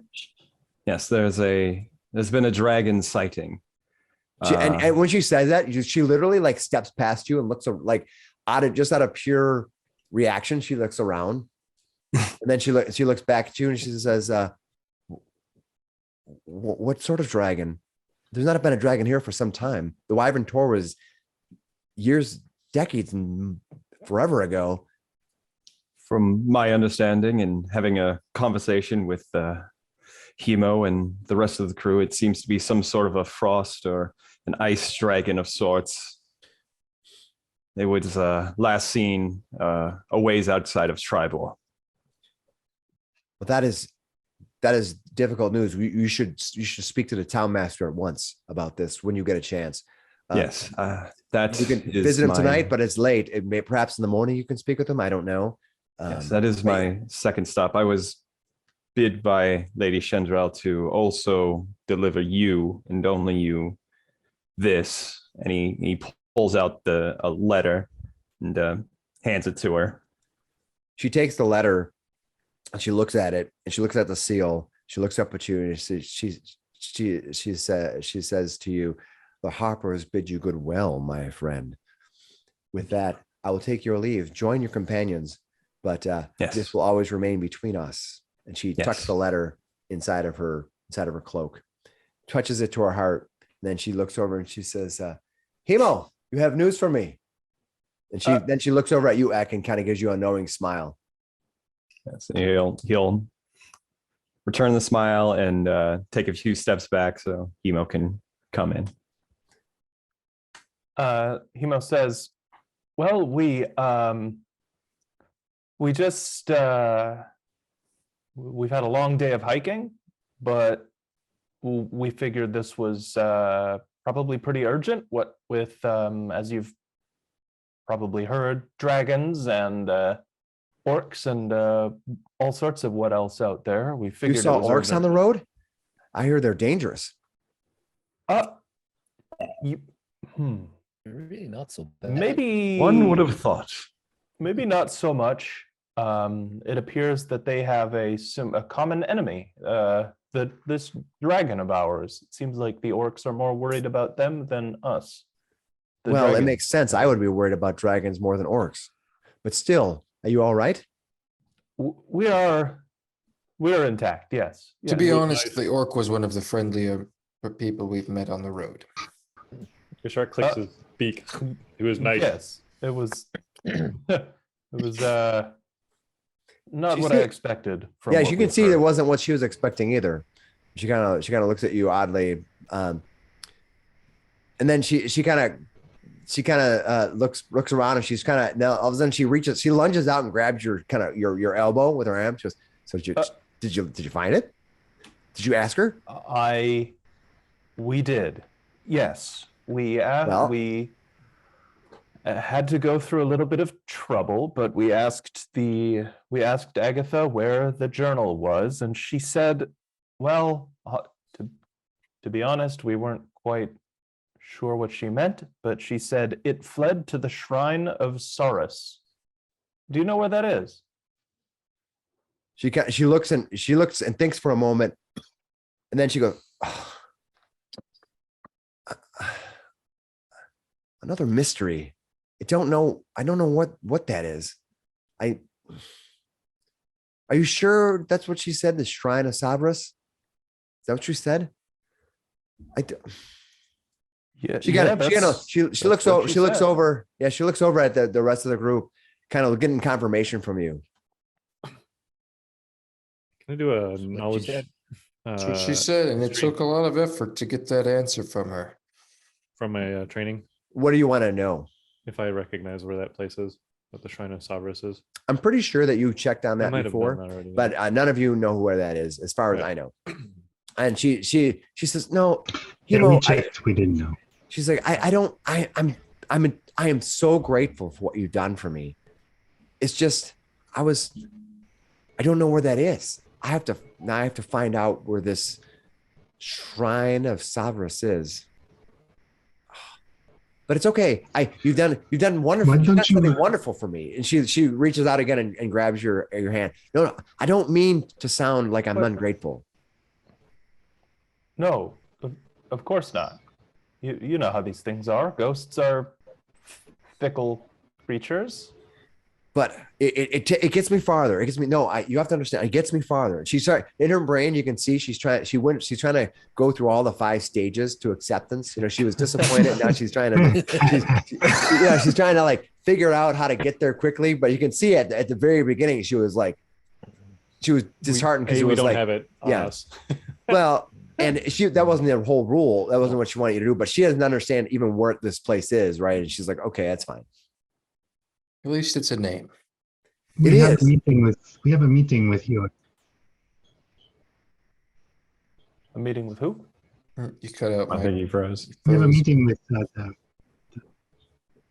I didn't I catch what you froze? said, Mike. You're back. so we have a meeting with a druid that lives in the area. Perhaps he Yeah. I almost forgot that. Thank Quellen came here looking for you. She has a message for you. I asked her. I said, well, apparently you're going to show her. She's had a message to find Rydoff. I asked her where he was. She was being, Quellen is very difficult at times. So you'll have to speak with her. I don't. But you're welcome. You're welcome to stay here if you all want. You can fit. There's not a lot of room, but it's fine. Or you can go to the inn. Do you know where about the old owl well? Oh, the old owl well. Yeah, that's there. There's a ruin. It's just south of Connieberry by. I don't know. A half a day's travel, maybe. I know it's yeah. We were there. Yeah. I seen it. When I was in Connieberry, I could see it. Did you see the What- zombies? Were you talking to what's his name down the trail? You've Sure met looks- Cost. No. We saw zombies there. We were there yesterday. Really? Oh, So Duran wasn't making that up. No, She kind of smiled. She was like, "He's an old coot." I don't. That's not very nice to say, but he has a lot of stories. he is an old coot. And he I am no coot. points at the half elf over there. Oh, he's a full elf. He's Full elf, my like bad. 140 or something. See, old. Yeah, technically I am true. no You are a lot coot. older than him. He's a All right. young whippersnapper. Yeah. He says, she says, well, so you saw undead and this cost fellow. He was working in the well. We did not Yeah. any further. He was some kind of archaeologist from Thay. Was being very Seems, cagey about She, the she, reason she of his crossed her arms research. like this. She goes, from Thay. From Thay, yes. He said he was there doing research and searching for something that he didn't let us know what it was. Do you know That what looks might be like she wants under the this well to there? The shark kind of looks over at Waif, like nods it in her direction. She says, under the, so he was digging in the well. Oh yeah.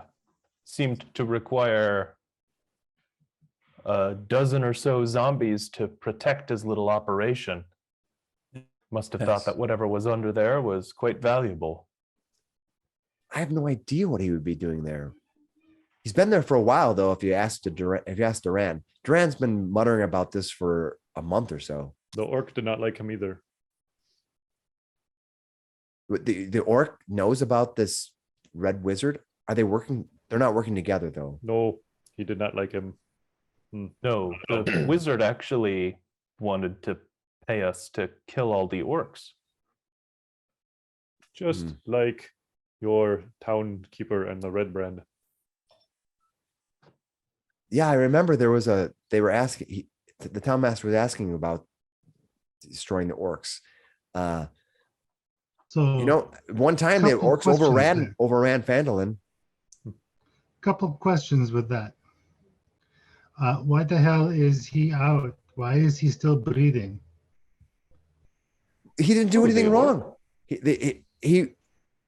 We had a trial. The town voted, and he was not guilty. So he is still town master. What did he do wrong? He made a bad decision. Maybe we should vote him out. But for right now, he's still the town master until next season. And the red brand? I'm hoping they're gone. Thank you very much again. Thank you so much for taking care of them. I thought they were in his employ. There's never been any evidence that he was being employed. You can ask Colin. He's over there now. I will. Colin's Connor? Connor or Colin? Colin. Hmm. Colin is offered to assist the town master. He's helping him with that. It appeased some of the people in town. He's doing some work, doing some writing work or something. It's a bunch of government business. But Colin decided to stay there. You didn't know he was staying there? Oh, he slipped our party at some point, and we were wondering where he had gone. Perhaps I misjudged this town master then. He's working with the town master. I don't know much about what they're doing, but Lanim was talking with him too.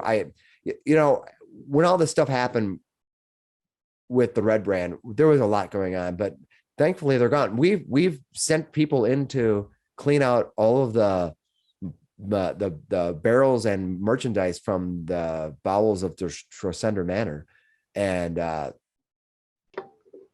we've not seen one sign of these red brands since.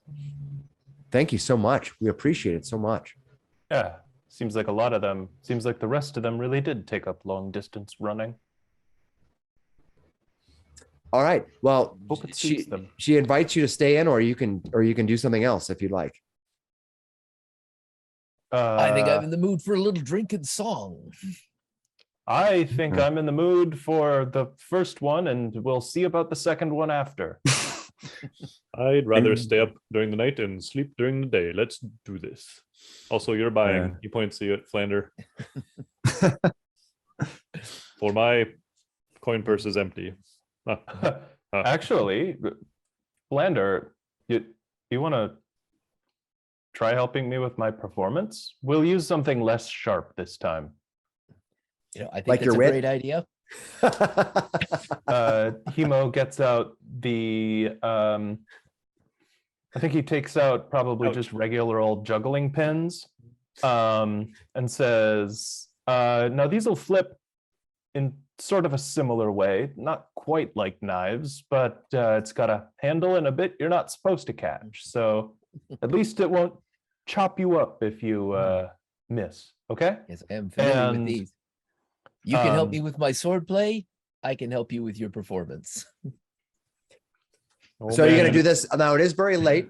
The town is pretty quiet, except for the Stonehill Inn, which you can still, even from this place, you can kind of hear that the noises coming from that area. And when the door will open randomly, as someone walks out, maybe to use the outhouse or to maybe stumble their way home. When the door opens, you hear this ringing of kind of people are having a good time in there and talking and muttering. That's the place to be. And you can see the lights are on.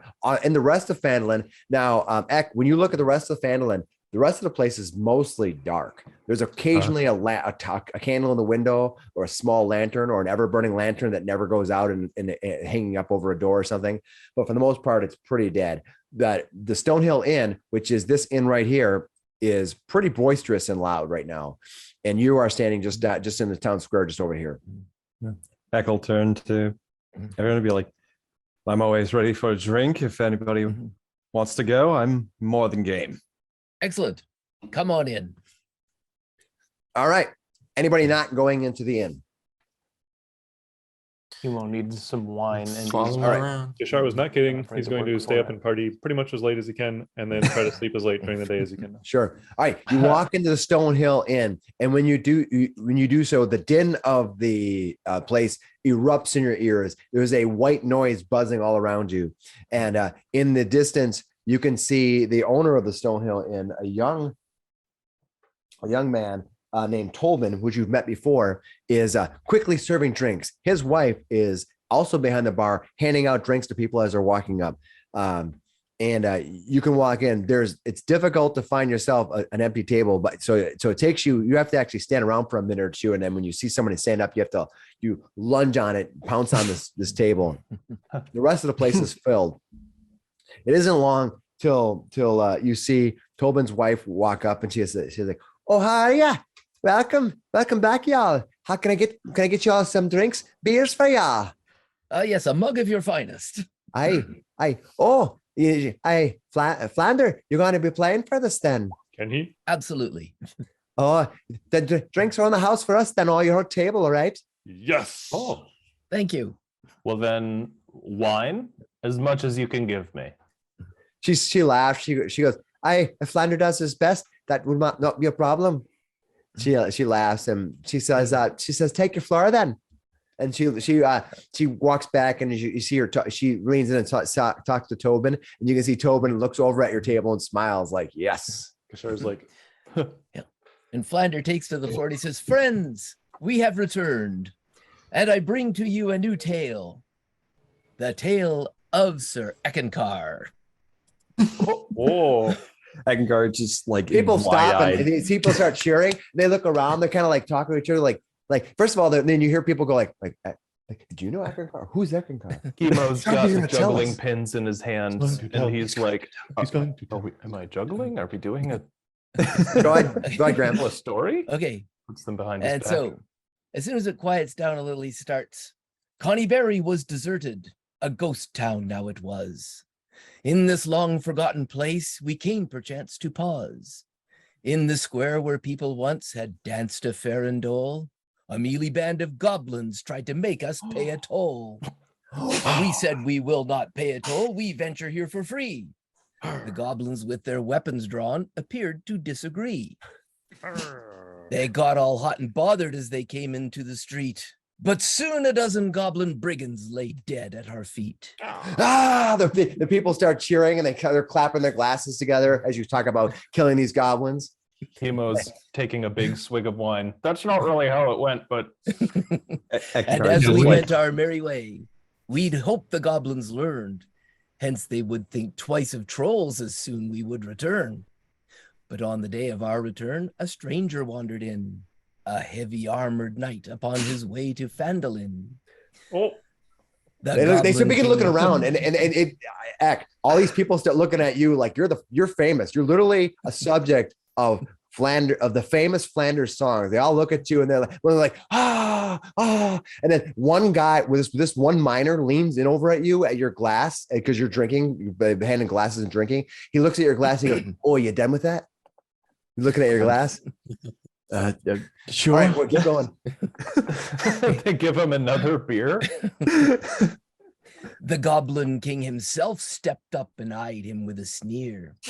Did you refuse to pay the toll and wreck our business here? We eke a sparse existence here in these abandoned mansions. We only asked a pittance and you slaughtered our companions. He said, "What companions? I know not of what you speak. This is my first time coming here, been traveling for a week. I've seen no other goblins, I have nothing more to say. Now, if you'll kindly step aside, I'll just be on my way." Woo! Everyone starts cheering. Like, "You get him! Go get those goblins! Kick him in the jimmies!" And then they're yelling at each other, and literally they're hauling. And there's someone, woman's in the back, like, "Oh, y'all sit down! I can't hear." Go ahead. The Goblin King stood fast and firm and smiled a toothy grin. He said, "You've no idea of the trouble you are in. You have wronged us. We won't stand to have you cross our path. Now just hand over all your gold or feel the goblin's wrath." Oh, kick their asses! Oh my God! You kill them all! Hemo gets into this. Kick his ass, Eckankar! And I'm gonna start to go, and their people are chanting, and they literally are around your table, and you see these people are like, and you're yelling over them as they're making this huge din noise. Kashar is too. He's into it. Yeah. And so he kind of holds up his hands to quiet people down, and he said, "I've heard of goblins. They're not known to be moral. I am only passing through. With you, I have no quarrel. But if it's fighting that you seek, well, I can play along." Yeah. And then a goblin horde appeared, at least 100 strong. Oh my God! There's a goblin horde. People are in the back. By the way, Graham, in the back of the window, you see this little boy's face pinned against the glass. you think it might be Carp? All right, go ahead. Fan. As goblins rushed the village square, all with swords a-swinging, his narrowed eyes beneath his helm could see what they were bringing. He touched his holy symbol, then he made some genuflections. His mighty hammer swung and goblins flew in all directions. Like, literally, the people are like, they're like throwing hand slaps all over your shoulders, Eckankar. They're just like, you're just grabbing you. You're almost like getting mauled. I'm like, all right, I get it. He's just infatuated with Graham right now. He can't take his eyes off him. Nice. And that was how we found him. As into town we strode, we saw a severed goblin head go bouncing down the road. He hit one goblin on the jaw. He squashed another flat. "I'll never pay your toll," he roared. "Take that and that and that." We took positions at his side, let the sound of battle ring, and with our aid, he cut a swath right to the Goblin King. The Goblin King took up his sword, a great shield he had donned. Still Sir Eckankar showed no fear, he bravely soldiered on. His hammer rang like silver, his armor shone like gold. He outshone every gallant knight in every story told. Oh my God, I love it. I want your baby. The Goblin King's eyes opened wide, 'twas then he saw his blunder, as Sir Eckankar's hammer fell and broke his shield asunder. His eyes ablaze, his hammer raised, his blood was in a boil. His hammer crushed the Goblin King. There's nothing left but soil. Kill them all. Kill them all. Now, if you wish Goblins to take suck. a toll from brave knights in a ruin, just look to Connie Berry where the goblin bits are strewn. Now, here's to brave Sir Eckankar and to his armor bright, his bravely and his healing hands, the greatest of all knights. And here is to his hammer, to his stout, courageous heart, and of our modest company may he always be a part. And with that, the place just goes insane.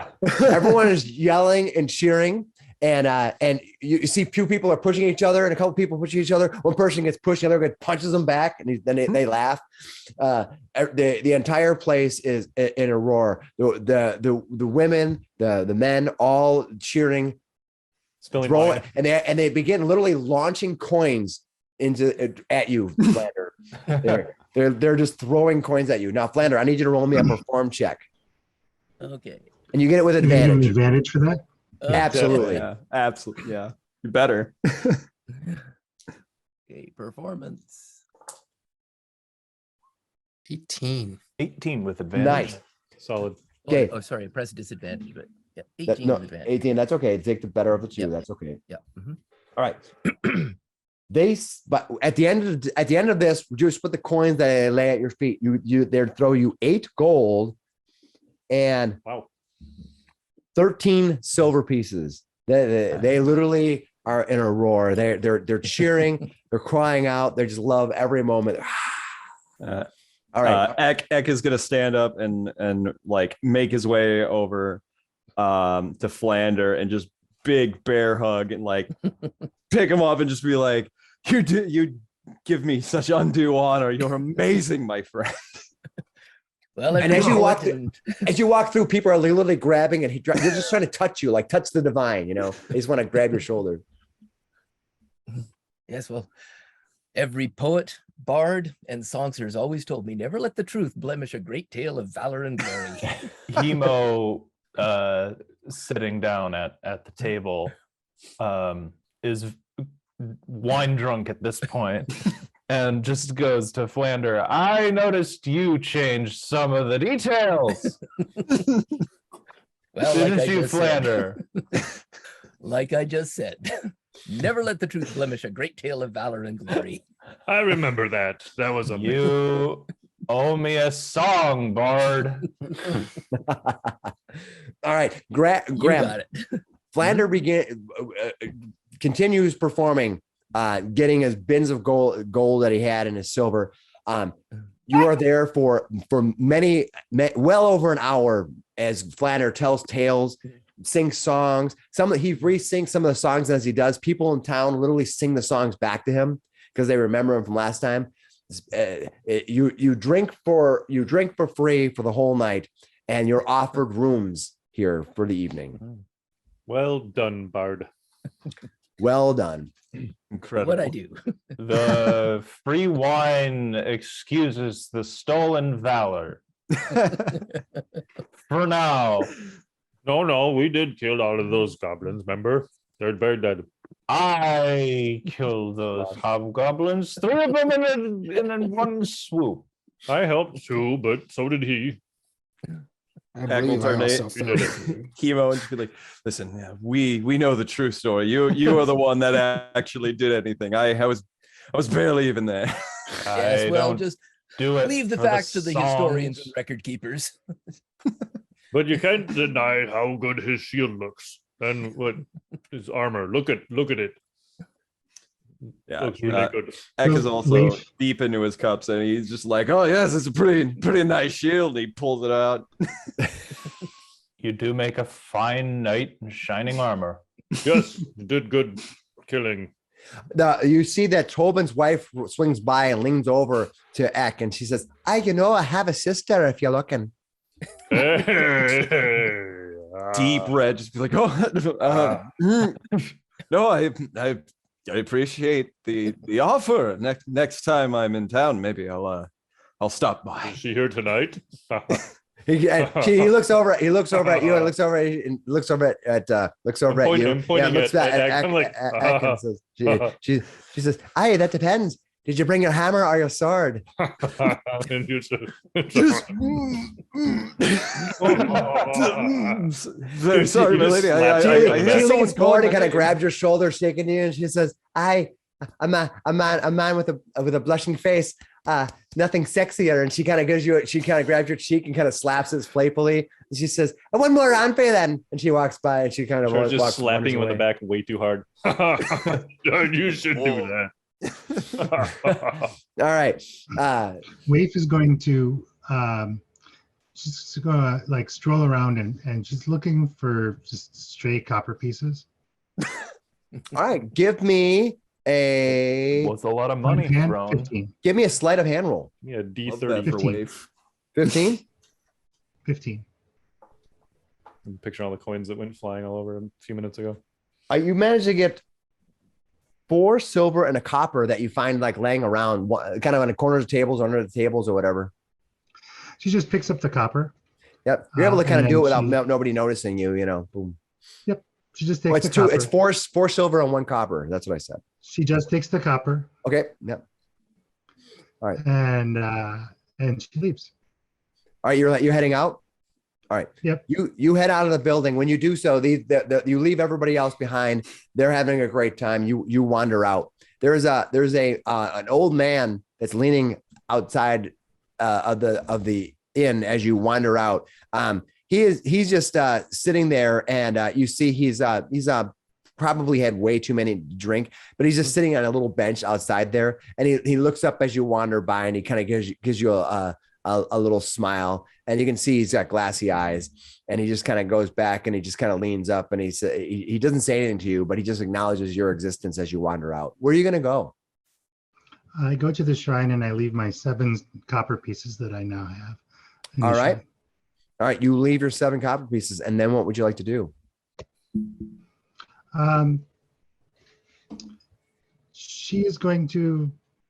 She'll sleep at Gariel's. All right. You It's knock on the also door. offered us rooms at the inn, right? They did. You're all welcome to have rooms in the inn. All right, you walk in the door, and Gariel opens the door, and she steps back, leaving you in. She doesn't say anything to you as you wander in, and she silently, unless you say something to her, she silently goes and gets a separate pillow and a separate blanket off of the chest at the foot of her bed. She lays it on the couch that actually is the same couch that Finnis was originally laying on when he first came in.